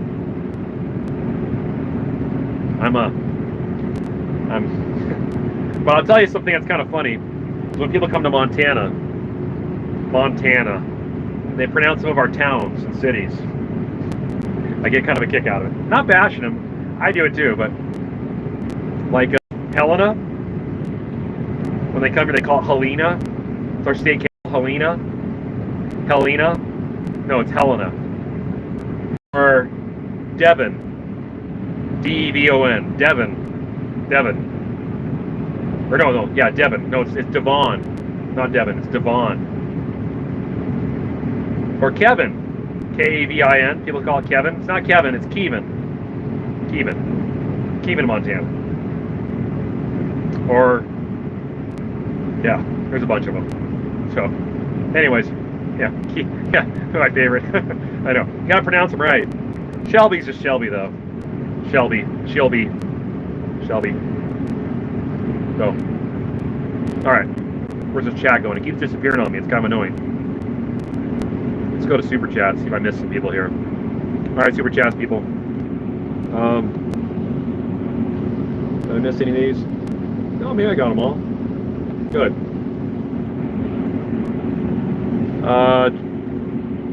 Yep, got them all. Perfect. Alright, live chat. Here we go. We're back. What's the going rate for peas right now? 23. 24. 23. It's a little bit of a low spot down here, so the yield is better, but definitely liking this. Rick Walker. How many extra ranch hands do you typically hire during harvest? So, that's a great question. If we have a big crop, our farm has been changing significantly over the last few years. Kind of changed the subject here. With our acres that we farm, equipment that we use, so everything has changed. The bigger trucks means less drivers, bigger combines means less harvesters. But right now, typically, if we had a normal year or a bigger year, we would need probably 2 drivers, and then us 3 guys, my dad, my brother, and myself, plus 2 drivers, so 5 guys. Typically that's how we like to run a harvest season. 2 truck drivers, 2 guys in combines, and 1 guy running the bin yard, moving the auger around, keeping track on grain, running back and forth, fixing stuff, if stuff breaks, bringing stuff to the combines, that kind of stuff. A couple years back, we had a demo Case IH Steiger, as well as an Umberfirth grain cart, and that was a lot of fun. So we had another machine that we had to run, and that took another operator. So if we run that, then that's another person. So I think we've had up to 6 guys at one time is the most, but 5 is typically where our most would be. The last couple years we've barely been doing 4. We actually harvested most of last year's crop with just on 3 guys, because it took 4 hours to fill a 1,000 bushel truck. 3 hours. So you just don't need manpower. Does your dad still have his koi? He does. The big one died, I think, but he does. How is farming today? Good. Good. It's dry. It's not as good of yield as we would like, but I'm thankful for what we're seeing. This is huge compared to what we were expecting. I mean, I'll give you a look at our field here. So here's our field. Lower spot here, water's done better. running 21, 22, 21. If that's accurate, that's awesome. There's our farmyard right there. I used to live there. Now I live right there in that place. But greetings from coastal North Carolina. I've never been to North Carolina. I wanted to go to that. This is huge compared to the last couple years. Yes, it is. You obviously know. It's a lot better than 10 bushel. 20 bushels nice. Now, I don't know if the whole farm's going to yield that. Our peas is one crop. Then we have lentils, which I have no idea how those are going to yield. I'm hoping for 15. No idea. Winter wheat, I'd love to see 20, 25. It might make 15. I don't know. Spring wheat, there's going to be some single digits in some areas. It got burnt really bad in some hard ground. They didn't get much rain. Then we have some spring wheat that could make 30. So it's better than last year. We're on track for improvement. Improvement. That's all we need is improvement. Right? Think you guys would ever run John Deere no-till drill? Well, technically, our drills are well, they're not disc drills, but they're no-till. We do no-till. We don't till the ground. We seed directly into last year's stubble.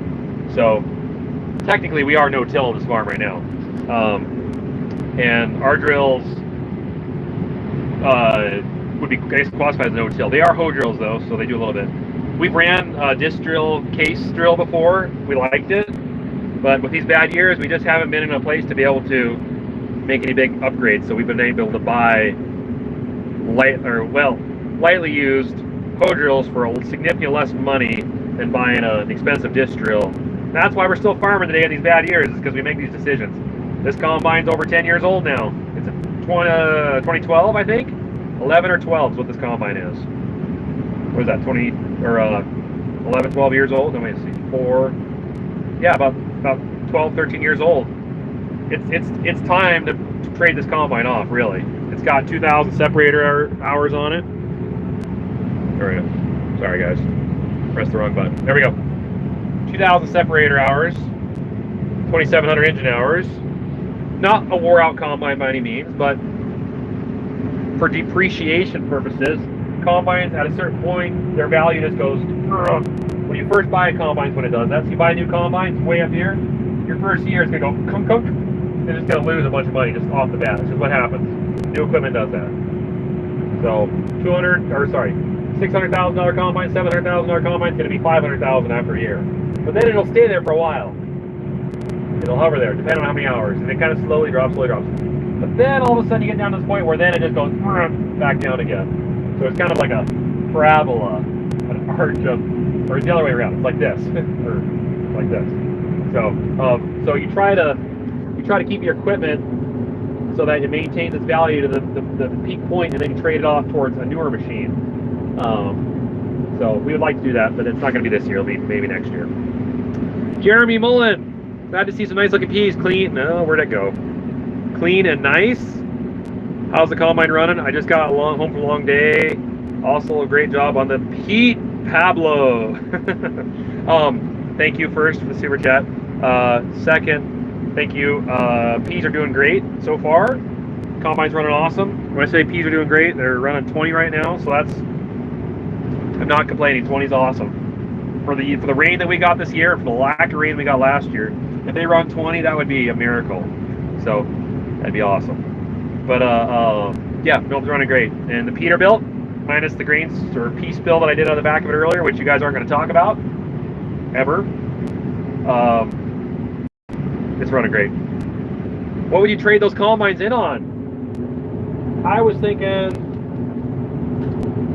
probably these are 8230s. We can't afford new, so we won't be buying new. We really like the 250 series combines with the automation. I think that would be a great upgrade for us. There's a lot of other things like tiltable spout on your auger, a newer cab. This cab is the older style. The newer cabs are way nicer, more horsepower. The big one is being able to adjust your vanes and your threshing cage, your rotor cage. Would love to have that. Improved feeder house. A lot of things have been improved on it. So, anyways, and then the transmission, it has a much better transmission in it. But Those, I believe, came out in 2019 was the first year. It was either 17 or 19 was the first year of the 250. I think it might be 17. So we'd be looking for like an 18 or a 19 probably, a couple of years, year or two after they first came out. But some probably with hopefully that 600 to 1,000 hour separator hours on them. It's still going to put us in the ballpark of $200,000 to $300,000 a machine. We'd hopefully get maybe 200,000 out of these two machines. So if all goes to plan, we would have a difference of $300,000 to $400,000 to make an upgrade to newer combines to get a lower hour machine. You know, put that over a 5-year payment plan, probably 60-some thousand a year, 70-some thousand a year to have those combines. That's kind of how we sit. So we've got these combines are paid off. We officially own these 100%. So this is our combine. There's no bank involved. This is 100% ours. So it's kind of nice, but like I said earlier, if it starts to lose its value quickly, you kind of want to put that towards a newer combine. So that's what happens. Anyways, hope that answers your question. But one problem with buying a combine that's lightly used, like say 500, 600, 700 hours, is what happens is the people that own that combine did nothing to it. They bought it, ran it for 500, 600 hours, maybe just changed the oil in it a couple of times. But the parts, the internal parts are the original parts. And the problem is a lot of parts wear out about 500, 700 hours. So when you buy a combine like that, there's a good chance you're going to have to put another $10,000, $20,000 of parts into it because those parts are already wore out and need replaced. If that makes sense. Hope I'm making sense. So, yes. We might just run these combines for a while. I don't know. It could keep going. But he's fine. It's hard to give him up, right? He's been to a farm show, got big tires, got a cool light package on it. Probably got well over 1 million views and combine videos. So, you know, kind of hard to get rid of them. All right, what are we doing here? Where's my chat go? There we go. There's my chat. What's the going rate of peas? We'll go back to this. I know we do this a lot. Don't worry, guys. People come and go in the chat. 20 right now. 20. Let's go over here. Our average is 19. Doing just under 20 acres an hour. Average moisture, don't trust that. That's not calibrated. I didn't calibrate it. I have no idea what the actual moisture is, but that could be close. I don't know for sure though. And what's our yield map look like? Oh, that's the camera. See right here. There's our yield map. Here's what I've harvested so far. Dad's over on this side. I did that side by the power poles, came around, did the headland. Now I'm coming down. Looks like I totally did not hit the center of the field. I should have used this map. Needed to come over about 2 swaths. Anyways, how's the engine running? Let's look at our, that's not engine, here we go. So right now we're at 50% engine load, 22 PSI, boost temp 122, it looks like nothing's changed. Gallons per hour is 11.4 gallons an hour is what this engine's consuming of diesel. How many acres of peas do we have to harvest? We seeded about 1,900 acres of peas, so we have about, well, 1,800 to go. About 1,800, something like that. So 1,850. So we've got at least a week and a half of pea harvest for us. Love it when the machinery tells you to do better. I know, isn't that great? It's like, wait till AI gets to these combines. He'll be talking to you while you're cutting. Hey Nick, is Mr. Wiggles on board for harvest? Yes, he is. He's coming. We at first weren't sure if we needed him, but I think the extra guy is going to be nice. It just takes stress level off us. Gives a chance for one guy to kind of hover around, keep things running smoothly. So I think it's important. So yeah, we want to bring him on. He's willing. He wants to. So Brad's a good guy. Wiggly Wagster, Rattlesnake. And we got a new truck for him to run too, though he does like the International 9370, but I'm sure he's going to want to take the new 377 for a spin. So we'll do that. Stony Ridge Farmer. Hey Josh, what's up, bud? Hey, Gage Swenson. Man, we got big timers in here. Glad to hear about the battery yields. Let's hope it carries over to the lentils. I agree, Gage. Gage is a fellow Montanian. He farms about an hour, just about an hour west of us. Missed that big country sky out there, I'm sure, Josh. It's smoky. Actually, the smoke is moving out. It's not as smoky as it was. I see blue in the sky now. Before it was just gray.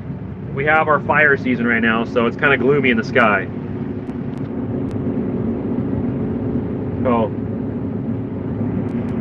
it's time, Nick. I agree. Meanwhile, when it comes to big tractors, the big extra like our. Okay, yep. Minneapolis Mean fan. Wiggles needs his own camera. We'll have a camera from this harvest. He did a little bit this spring. I think he liked it. So we'll have him do it. Your voice is just fine. Good. Glad to hear that. Any electric power company trying to buy or lease any of your properties? Funny you say that. No. What? Just got word about a month ago that a 200,000 panel solar farm is going to be moving in to the west of us by about 10 miles, 15 miles. There already is a wind farm there. There's 2 wind farms, so they're going to put it next to a transmission line that already has 100 and some windmills on it, wind generators. So they're going to build a 1,000-acre, 200,000 panel, $1 billion. I think it's a $1 billion solar farm in the next 2 or 3 years. So that is coming in next to us. I hope it's junk ground. I hope it's not good farmland. I've heard it's going on some decent farmland. Some of it's not so good, but the owners of the land are going to get a nice cash lease on it. But it is kind of a bummer to see land get turned into solar panels. So, but solar panels, you know, I guess using the energy from the sun is definitely not a bad thing. If they can just figure out how to recycle the solar panels, that'd be nice too.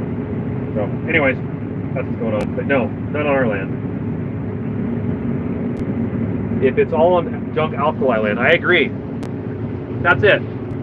We have not tons. We've got plenty of land that they could have put that on if they would have had a power line nearby, a transmission line. That's the problem, is you got to have the infrastructure to get the power out. But if they would have come to us, and if they had transmission line nearby, we could have given them 1,000 acres of land that's about worthless. Maybe not quite 1,000, but close. They don't do anything on it. It is terrible land. So, but there is some natural gas around here, though. That's a natural gas wells right there.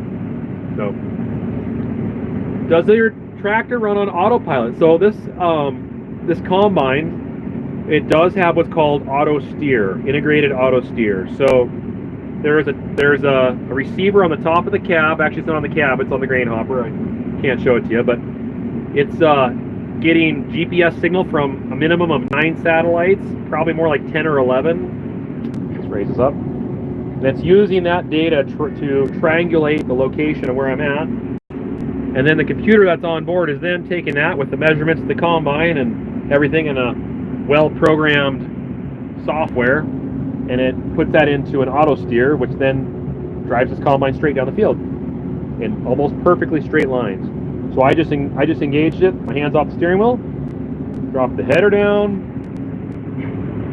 We're going a little fast, let me slow down a little bit, and then it'll go back. And it takes so much stress off the operator. I grew up without GPS. I was fortunate enough to grow up in that age, so I know what it's like to run a combine for 14 hours a day, 15 hours a day with your hands steering it the whole time. And it wears on you. It gets tiring. And being able, there's no way I could live stream with it without auto steer. I'm just sitting here, just not even looking. I mean, this field's been rolled, so I don't have to worry about rocks. Just gotta watch for if the header happens to have a broken sickle or section or whatever. But other than that, auto steer, it's amazing. So yes, probably one of the greatest agriculture innovations or adaptations to agriculture in my lifetime so far. Is Millennial Farmer going to visit me? No, we had a falling out. I told him he's not allowed within 13 inches of our shop anymore. He can get closer than that. He promises to not steal anything, but 13 inches, that's his limit. Can't get any closer than that at the shop. The rest of the farm, though, yeah, we could probably hang out. I haven't seen him in a while, actually. It's been a couple farm shows. So, how much property do we own? We own more than 1,000 acres and own less than 11,000 acres in that area. Is harvest better than insurance? Is the harvest better than insurance would pay? Yes, right now it is. Actually, I just saw it. Hang on. Is it there? Come on, come back. Oh, come on. There we go. Oh, 23. It said 25 for a minute. There's 24. So yes, as of right now, we are definitely getting more bushels per acre that we will market at a value better than insurance would pay. Absolutely. So yeah, we're well above insurance right now. As of right now, there's no way we can collect insurance on this because we're above that. So, do you let your land rest a season? Yes, we do. We let about 30 to 40% of it sit idle 1 year, and that's called fallow. And we chem follow it. That's what we bought the Weed It for. The Weed It system we have on our sprayer that does spot spraying to control the weeds as it sits idle for a year. So originally we were 50-50, 50 crop, 50 fallow. Now we're roughly 3/4 crop and 1/4 fallow, a little more than a quarter.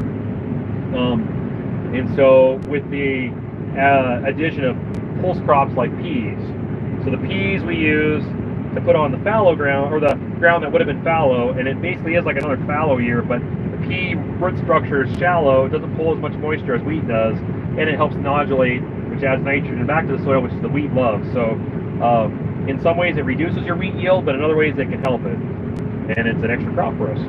So would we ever consider a John, can I say it? John Queer? No. Not the way that company's running right now, I'll tell you that. I don't want to get into politics. No. Probably not right now. They kind of burnt that bridge with us for a while. Yes. Yeah. Anyways, no. Don't say it. I won't. I did. Did I say it? I didn't say it. Forget that too. No. Alright. I planted corn at the home and it's getting big. Good. Never ask how many acres you farm. I know. We grew up that way too. We got asked by so many people over the years with this ag channel that I just anymore I just kind of quit not telling people. I just tell people how many acres we farm. So, what's your biggest piece of equipment? Honestly, this combine's probably the biggest piece we have. If you really size-wise, the amount of mass or space volume that is taken up, the combine's probably the biggest. Second biggest would probably be our Big Bud. Pretty good sized tractor, about 50,000 pounds, 600 horsepower. Then after that, you know, it gets smaller and smaller as you go. So, what's your thoughts on Trump fire? Oh man, I should go down this road. A lot of you are going to be happy, a lot of you aren't. But let's just say, there's a lot of questions that need answers. A lot of questions that need answers of what happened the other week in Butler, Pennsylvania. Ball was dropped severely. Whether it was unintentional or intentional is the question. So time will tell.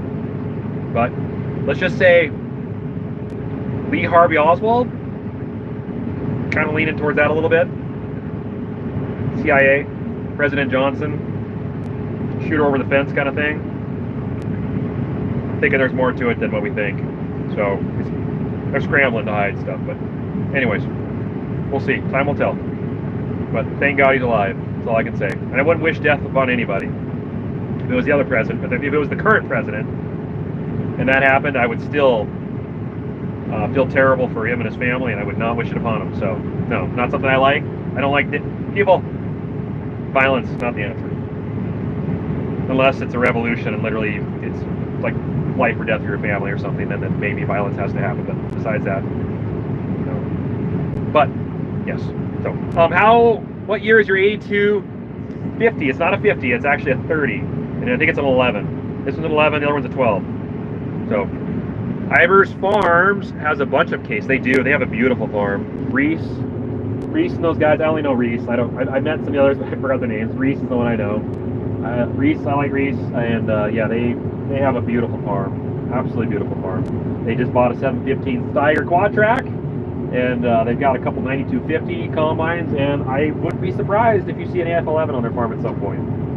They seem to be in the top for machinery. They get the biggest, the baddest, and it's going to be awesome to see it run on their place. I just don't know if he's going to be able to fit that combine down that train track bridge, Wrestle bridge, maybe. Would you ever consider running a Fendt like Brian did? I wouldn't mind trying one. There's not a lot of, well, there's getting to be better dealer support area, so I really guess I can't say that. But I don't know. We really love our cases. I have no reason to change combines. I mean, this combine's been awesome. It's so simple. We love simple. We're because we work on our stuff. We do so much of our own work on our farm, our own maintenance, our own repairs, overhauls, all that stuff. We know what it takes to work on machinery, and so that's a huge selling point to us. Is how easy is the machine to work on. We do almost all the work ourselves, and so we've just found that these axial flow case-size combines are just a simple combine. They're just a simple combine. Oh man, I gotta show you guys something. We'll see if I can get there. The glare on the window might be bad, but we'll see if we can get there. All right, hold up a second. I'm slowing down. Uh-oh, we are full. I knew we were getting full. Let's zoom in here. I want to show you guys something. I'm trying to hold it as steady as I can. Okay, there's the 377, possibly going to be called the repeat. And you can see a bump on the top of it. And if you want to know what that bump is, Leg Arms has the front end loader over there cleaning up my mess. What a brother. He's cleaning up my grain pile right now. What a swell guy. Alright, oh, I need to find out why the ag cam isn't working. Oh, come on, camera, zoom out. Oh, how do I do this? Do I double tap? Come on, zoom out. There we go. Here's my cable. Is that my cable to my ag cam, or is it this one? It's, I don't think it's that one. Maybe it's not plugged in. I thought it was this right here. Main tank full, I know. Let's see. I've got a camera that goes on the roof. I think I see it on the floor down there. Let me stop real quick here. Let's take a peek. And my header's gonna stop. Alright, here it is. That does run up to right there. There it is. So it is plugged in. I know I stopped. Throttle us back. Operator was not seated. Yeah, that's actually very true. Well, I've got a camera, and it's supposed to be up there, and I forgot to check it. It's up there. I wonder if the cable got pinched. Ignore that. Ignore it. Ignore it. We are full. I'm going to put the phone down for a second, guys. Hang on a minute.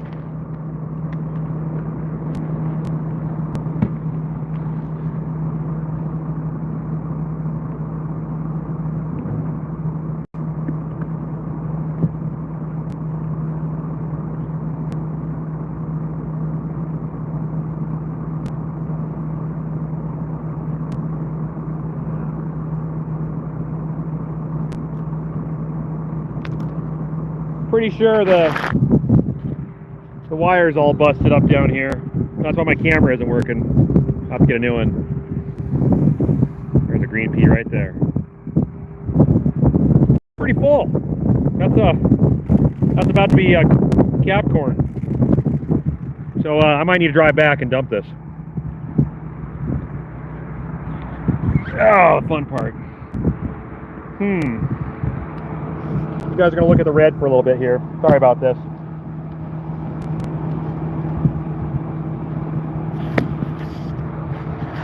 There we go. Well, now I know my limit on how far I can go down the field. If Wiggles was here, he would drive down the truck and unload me. Let's raise the header up.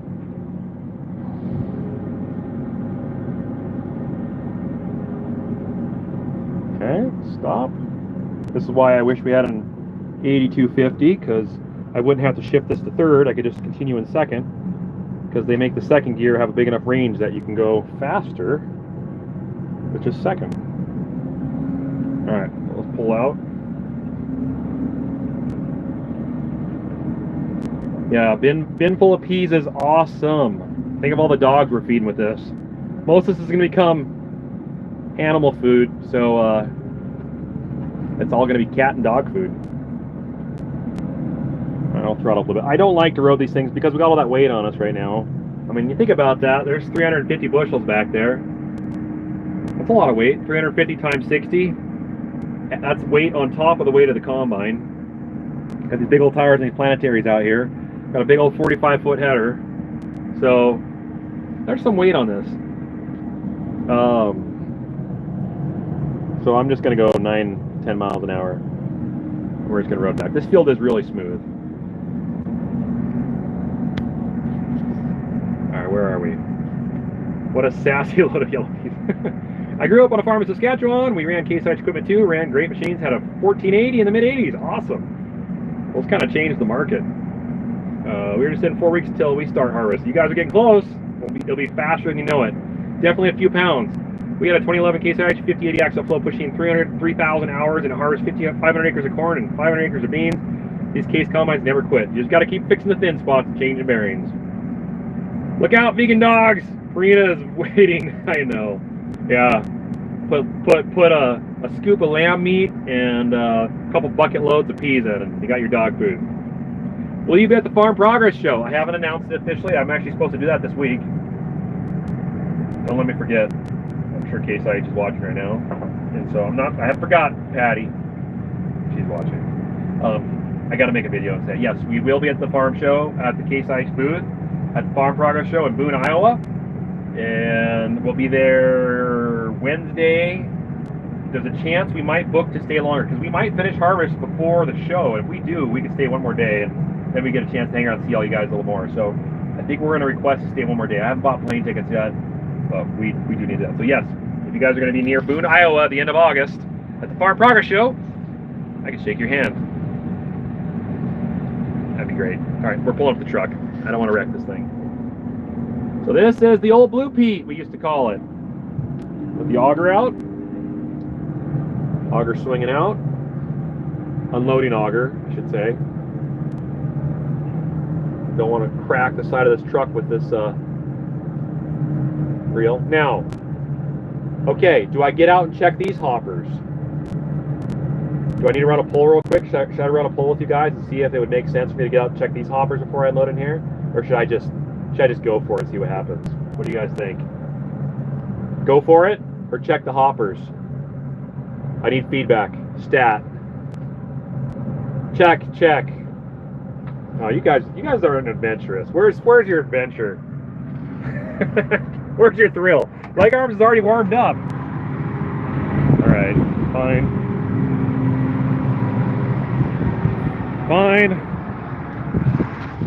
And that's shut. And that one is shut. All right, we're good. We're good. We are good to go. If it leaks, you cannot blame me. Now with peas, you don't run it full throttle because peas are fragile and the auger can actually crack the peas. So I try to run about a quarter throttle and you just be patient and wait. That's why we don't dump on the go because with peas, because the combine's running full throttle to harvest. So if you were to dump on the go, it would unload full throttle into the truck. And so to be gentle on these peas, we just stop and unload them slowly. Here, I'll let you see what they look like. Oh, that's a cool shot right there. What do you think of that one? Let's go and find a grasshopper for you. See, previous years, this would be full of grasshoppers. They'd be all over the place. There's not a grasshopper in here. Just pods. There's a pod right there. Is there a green pea? There's something green right there. Looks like Dad's already dumped in here because we're getting a mound already. Let's back up.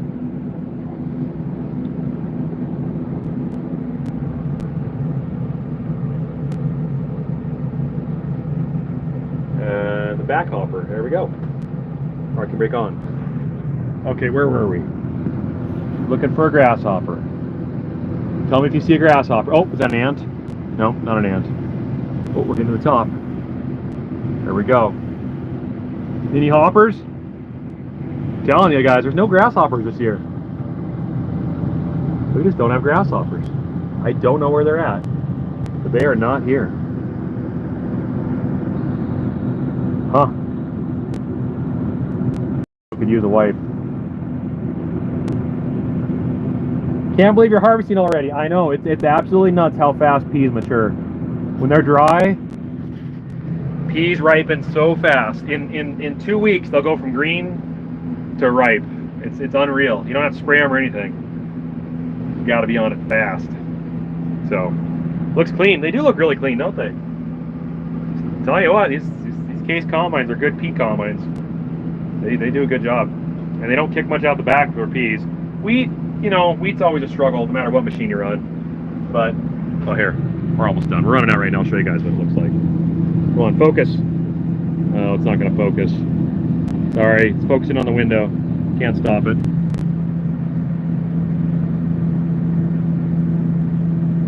Almost there. It's my bedtime. Sorry I couldn't catch your stream. Happy farming. Hope all's good for your yields and you and your farm. Hey Tyler, have a good night, man. Thanks for watching. Appreciate it. All right, auger swinging back. Parking brakes off because I had it on park because I'm live streaming and I don't feel like rolling around. Let's get back in the field. So this is my multi-function handle. See how it's got forward and reverse? That's reverse, that's forward. I can push all the way forward and go fast. I can throttle up and go even faster. And then I can put it in the gears, change the gears and go even faster or slower. And that's called a hydrostatic drive. A lot of lawnmowers use hydrostatic drives now. I owe Leg Arms a lot of those super chats for cleaning up that grain pile. Don't worry guys, I will, I promise. I promise. This is my, I'll make up for it. I'll get them a cool gift of some kind. Let's just go down the field because, so we're shifting into second. In second, separator on. Combine starts shaking, rotor speed kicks up. Rotor goes right there. Before I throttle back up, let's kick the header on so I don't slam it in while I'm full throttle. Header's going, reels turning, cross auger spinning. Big throttle. Throttle up nice and slow, no reason to just jam it in. Lock onto the auto guidance. Double tap my little button I have right here. It's locked on. Drop the header down to auto header height. And then increase my speed to about 3.5 miles an hour. And we did not lock onto our auto guidance. You see how we're going crooked here? Yeah, it did lock on. I thought it did. Go back a little bit. And is it going to beep? There it goes. Now locked on. Yeah, we're on. Okay. That's better. Hello from Minnesota. You guys are underwater right now. I'm sorry. Or at least you were. I don't know about now. You guys have a lot of water. I know it depends on the field and how many bushels, but on average, how many passes does it take to fill that hopper? Well, that's my first dump, and I started over here. Well, here, I'll show you. Where's my map at? You can see that's how much I harvested to fill one hopper. So I went up here, down, back, over, down, down, down, down, down, down, down, down, down, to right there. It's full. So maybe 5 or 6 passes on a, 35 bushel a year. You'd probably do 2 to 3 passes, then you'd be full. Jasper, British Columbia has been evacuated due to fire. Oh man, that's too bad. I just hate fires. Are you going to get the new farm sim? I think I will. I think I will. Still have this, by the way. I'm working on them. I think I will. Will I be able to play it? I probably won't have much time, but my son is getting old enough. My sons are getting old enough that they're just about to farm sim age, and so I think I need to introduce them. Thin Red Line, $10. You do really good stuff, man. How is the houses coming along? I appreciate it. Thank you. Well, there's my... Oh, come on. Come on. You guys are the reason I came all the way from the U.S. or from South Africa to the U.S. Wow. Well, I hope it was a good move, buddy. Thank you for enjoying what we do. That's awesome. All right. You can't see it much, but there's my house, and I'm living in it currently. Brand new build. It's awesome. It's a beautiful house. Got a lot to do to it. It feels good to be in it finally after all the work we put into it. It's not done, but it's getting there. New Bud demo soon. I haven't heard much on the status of how the new Bud's doing, but they are making it still. And I'm sure someday we'll get a chance to drive one. I don't know when. Someday. So, remember what I said about not eating on camera? You're not supposed to eat on camera. Don't eat on camera. How's the new truck doing? It got its first load today. So, it's going to have its first heavy load being pulled today. Pretty excited about that. It's, so far, runs really good. I mean, there's a couple little things we need to tweak on it, but needs to work a little bit first. Nick, why don't you put the logo on the new truck? I forgot when we did the video to put it on, but I put it on today. Yesterday, no, not today. I put it on like 2 days ago. I showed it in a video today for the first time. So yes, I recorded today with it. But yes, it has the logo on the doors now. I just forgot. I don't know. How could I do that? Did we name the new truck yet? We have not named the truck. I have yet to read the comments on the last video. If you have not seen the video, we revealed our Peterbilt build we've been doing, and you should go watch it right now if you have not seen it yet. It's a sweet video. We're going to delete the crop tour later in the video, so that won't be in that video. It's just we have that in there right now just because it fit. So that way those that care about our crops can get an update. The wind was really bad. I apologize. I didn't have my microphone on my camera, and well, it sounded terrible. But the truck part's awesome. So yeah, that's what we're talking about. My big horses is like an 856. Yeah, that's still some power. Is there a flag on the unloader? Yes, there is, a Montana flag. I thought I had extra flags. They get so dirty and frayed after every season that I just get new ones every season. And I didn't have new ones. So I ran to town really quickly, and they only had a Old Glory, so I picked up a U.S. flag, no Montana flag. So I grabbed an old flag, put it on this one for now. I got new flags coming, so we'll put them there. Big buds are, oh boy, this is a big word. Bodaciously beautiful. Big buds are bodaciously beautiful. We get rid of the R and put a B word in there. Big buds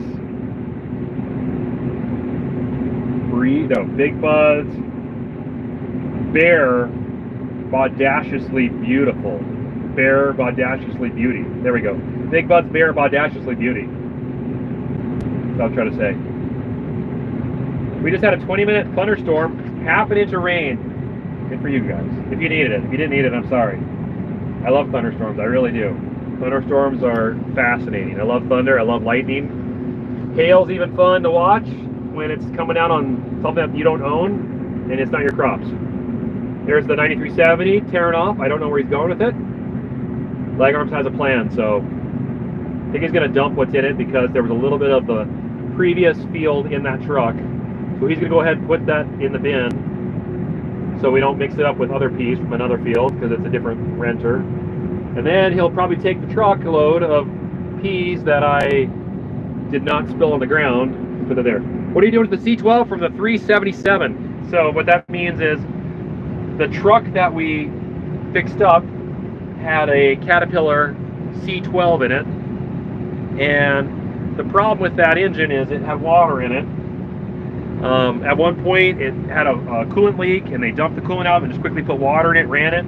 They drained the water out of the radiator, but they didn't drain the water out of the block, is what I guess my understanding is. And so something internally in the block is bad because water is getting in the oil. The heater core was absolutely pulverized, so it froze. So I'm not real optimistic about the state of that block on that truck. But we haven't pulled it apart yet. It's just sitting like it came right out of the engine. My brother actually did start it up and it ran for a little bit without any oil. He didn't mean to. He just pressed the start button just to kind of see it turn over, and it fired right up. So it's potentially has good parts in it. I don't know what we're going to do with it, though. To answer your question, I'm not sure yet. We haven't fully decided yet what the plan is for that engine. Probably will sell it, but it actually is a very similar engine to what Big Brute has. Big Brute has a 3176 Caterpillar, which I think is almost identical block as the C12. Was there a golf game to decide who drives B-Spine this year? I forgot about that. No, there was not. We didn't have time to go golf. We were too busy. But that's okay. We'll do it after, right? Here's where I left off when I filled up. So that's why I just got right back in. So we'll buzz to the end of this field, spin around, and get back in right here. Give you a perspective of how tall the peas are. These ones are about 8 to 10 inches tall. All right, full speed ahead, 9 miles an hour.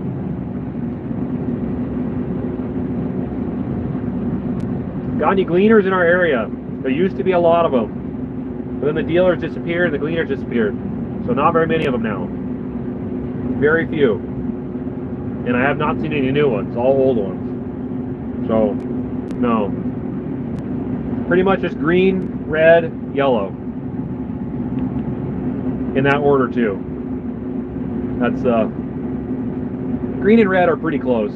I'd say they're probably like 45 to 55% green, 45% red if you take the ratio between those two. But yellow, there's actually quite a few yellow machines running around here. A lot of New Hollands. Couple fence, not a lot that I've seen, but there is some. Total rain this year, we have just under 5 inches, 4.7 inches of rain so far this year.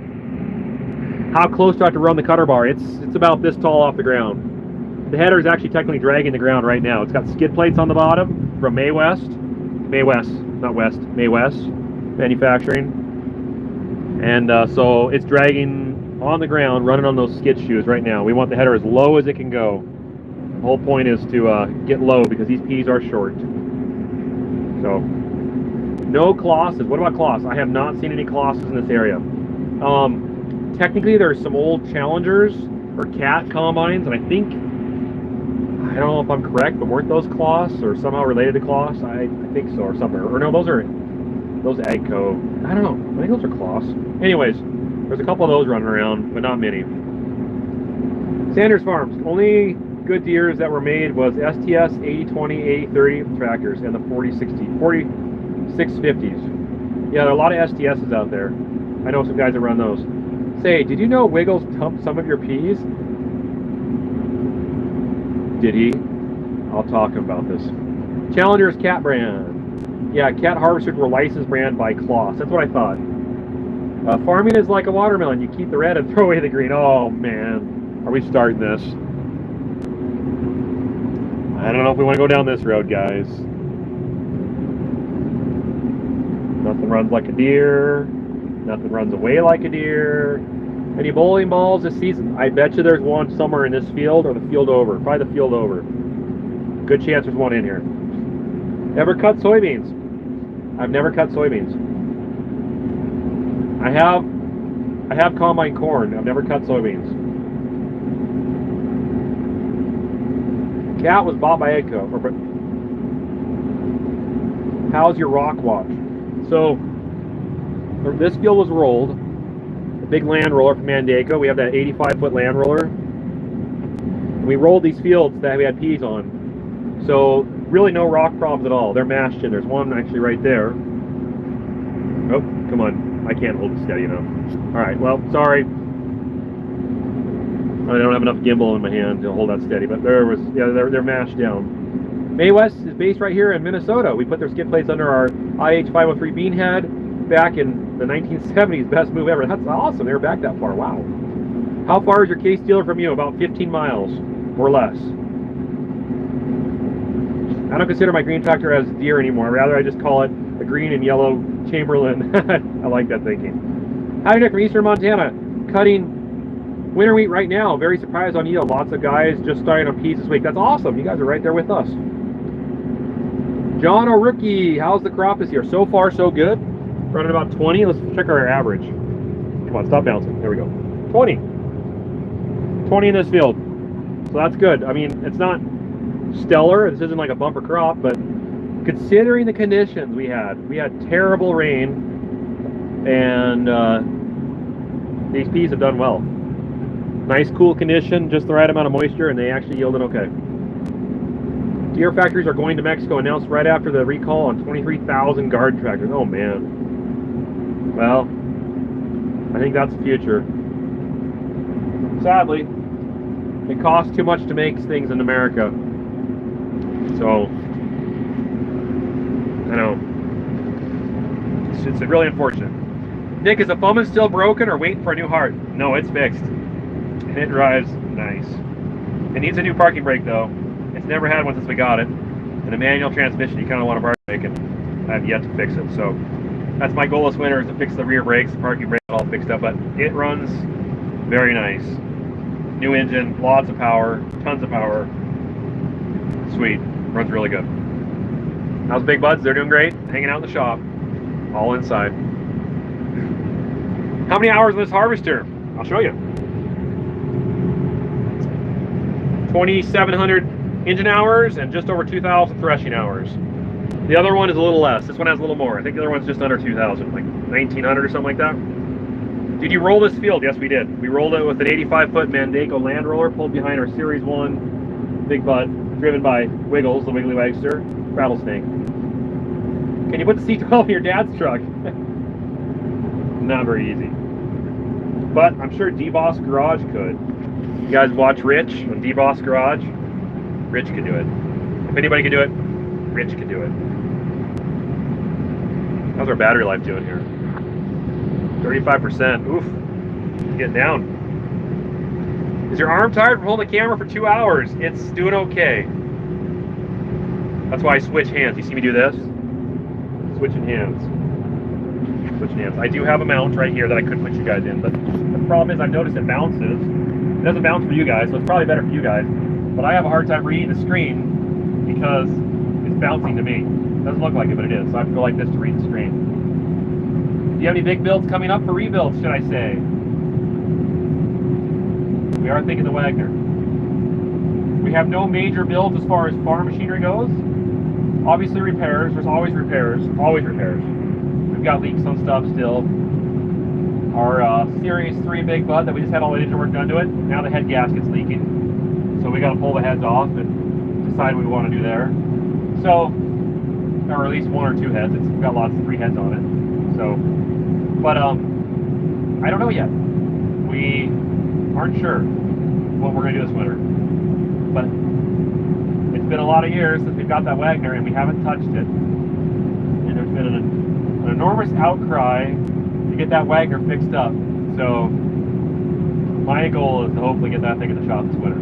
I think that'd be a fun project. A lot of history to that tractor. We've learned more about it. So, yeah. There's actually another Wagner in the area for sale. I'm tempted to buy it. It's not a lot of money, but I don't think we'll ever have time to fix it up. So that's my biggest hesitation to buying it, is I just don't think we'll ever be able to fix it up. It's a bigger Wagner. It's not a small one. It's a bigger one. It's not that far from us. Part of me just wants to go get it, just to get it. But I don't want to get it and then have it sit for 15 years because we never touch it. And then what do we do with it? Well, it's not going to farm because it's not big enough to be a farm tractor for us. So it's basically just going to be a lawn ornament. And you maybe drive down a parade once in a while. But we don't have a shop to put it in. So to restore it and then have it sit outside would be silly. So that's why I haven't bought it yet. So I don't know. I'm trying to be logical on things.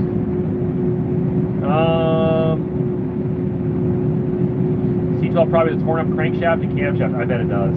That oil pump probably pumped water through the whole system. Is it too windy to have grain legs for your grain bins? No, it's not. No, there's grain legs around. Not many, but there are, and you absolutely could. In fact, a grain leg is way sturdier than, say, a grain bin. Or not grain bin, a grain auger. A grain auger will tip over way before a grain bin will, or a grain leg will. But grain legs are expensive, $250,000 for a decent one, probably more. And then you're stuck to those few bins that's next to you, and you got to try to go to other bins. Well, when you've got grain bins that are multiple yards or like hundreds of yards apart, that leg does nothing for you. And here in this country, we don't like to put a lot of wheat into one bin because your proteins make a difference. A lot of these crops are different. It's not like corn and beans where you can put 150,000 bushels in one grain bin. So that's why we have so many little grain bins. Well, you can't use a leg. You can't buy. You don't want to put up 50 legs to do all your grain bins. It's going to be hundreds of millions of dollars. So that's why you buy a grain auger. And the auger, which is as fast, if not faster than a leg, you can get. Some of these augers got to be pushing 6,000 to 7,000 bushels a minute or more. I think are that, or a big conveyor. Then you just take that, you drive it to the bit, so you can use that all around. And if it breaks, you can put it to the shop, fix it. It's really simple, but it takes a little more time to move it around than a leg. So, but I understand the guys in the corn country. The reason legs are popular there is because they use them to run through a grain dryer. So that's where you need a leg. If you want to run a grain dryer, you really need a leg. So you can have your wet bin, your dry bin, and have it slowly cycling and pulling product through the dryer and back into the bin. That's where a leg shines. So, but in a perfect world, I'd have a great leg. Do we have pivots? No, we don't have any pivots on the farm. The reason is we have no water to feed those pivots. No water, no groundwater. You can drill down thousands of feet. You're not going to hit water. You can hit maybe some natural gas. There's a lot of shale down there. Hard pan. No water. So we have no way to put water into that pivot. So that's why we can't use a pivot. If we had water, we would probably have pivots. No water. So, no. I wish we did. They are expensive though. How's Yellowstone National Park? I haven't been there in about 8 years. My kids are getting old enough where they're just about the point they'd love to go there. So maybe after harvest, we should do a Yellowstone trip. Actually, they're right about the age. They probably really love it. As far as I know, it's great. It's probably going to blow up tomorrow. So keep your eyes on the news for that, because they got to do something to change the election. And what better than can't do a virus, so now we can do Yellowstone blowing up. But I don't know how they'll fake that. Maybe that won't work. But it is doing crazy things. The center of the crater is starting to bulge. The ground's shifting around Wyoming and parts of stuff. There's things going on. Tremors. So it's a very active site. So yeah, Yellowstone's still pretty awesome. So wet corn gives me post-traumatic stress disorder. I can only imagine. Yellowstone did have an explosion today. Really? What kind of explosion? I did not hear this. Like Old Faithful? Like Steamboat Geyser explosion? Did Steamboat go off? Because that'd be crazy. That doesn't go off that often. It already blew up today at 10 their time. What? What blew up? Okay, I'm gonna have to look into that. From Denmark. It damaged some of the trail at Yellowstone. Oh, really? Well, this is news to me. Really? Are you serious, guys? No way. Can I pause this live stream and look this up? I don't think I can. Well, now I want to go look up. Oh, dude. Put the camera back in the mount. Oh, it's tight. Hang on a sec. Sorry, guys. There we go. Huh. It was a geyser that erupted larger than in a year. Huh. Okay. Well, I was actually joking about the Yellowstone thing, but Biscuit Bites and geyser blew up. Oh, so the geyser blew up. Okay, so it wasn't lava or magma. Magma's underground, sorry, lava. It wasn't lava coming out of the ground, right? It's steam and rock and stuff. So, yeah. It's true. Huh. Okay. They're a small month ago. Huh. Alright. Wow. Okay. I'm gonna have to look that up after this live stream. Should I end the live stream? 2 hours, 23 minutes. What time is it? My poor kids want to go for a ride today. It's already 7:30. I'm not going to have happy kids if I say they can't go for a ride. So I really should probably end this live stream and get my kids in here. But I can't get a hold of my kids and tell them to come and get in the combine because I'm live streaming. Because I can't use my phone. You guys are using it. So, time to end and get the kids. I think you're right. You're right. All right. Okay. Anything else? Any questions I can answer before we go real quick, guys? 2.5 hour live stream, that's probably enough. I feel sorry for the guys down the road who watch this thing from the beginning to end when it's full. Kids actually are probably getting ready for bed. It's probably too late, really, but maybe they'll come here in pajamas. How's the 7140 Magnum doing? It's great. Had some work done to it. Here, I'll switch cameras so you can see your guys' favorite truck drive by. Come on, focus. Focus. Come on, camera. Don't focus on the window. Focus outside. Outside. There we go. There. Let's zoom in now. No. Oh, I can't stop it. The camera sees the dirt on the window. There we go. There it is.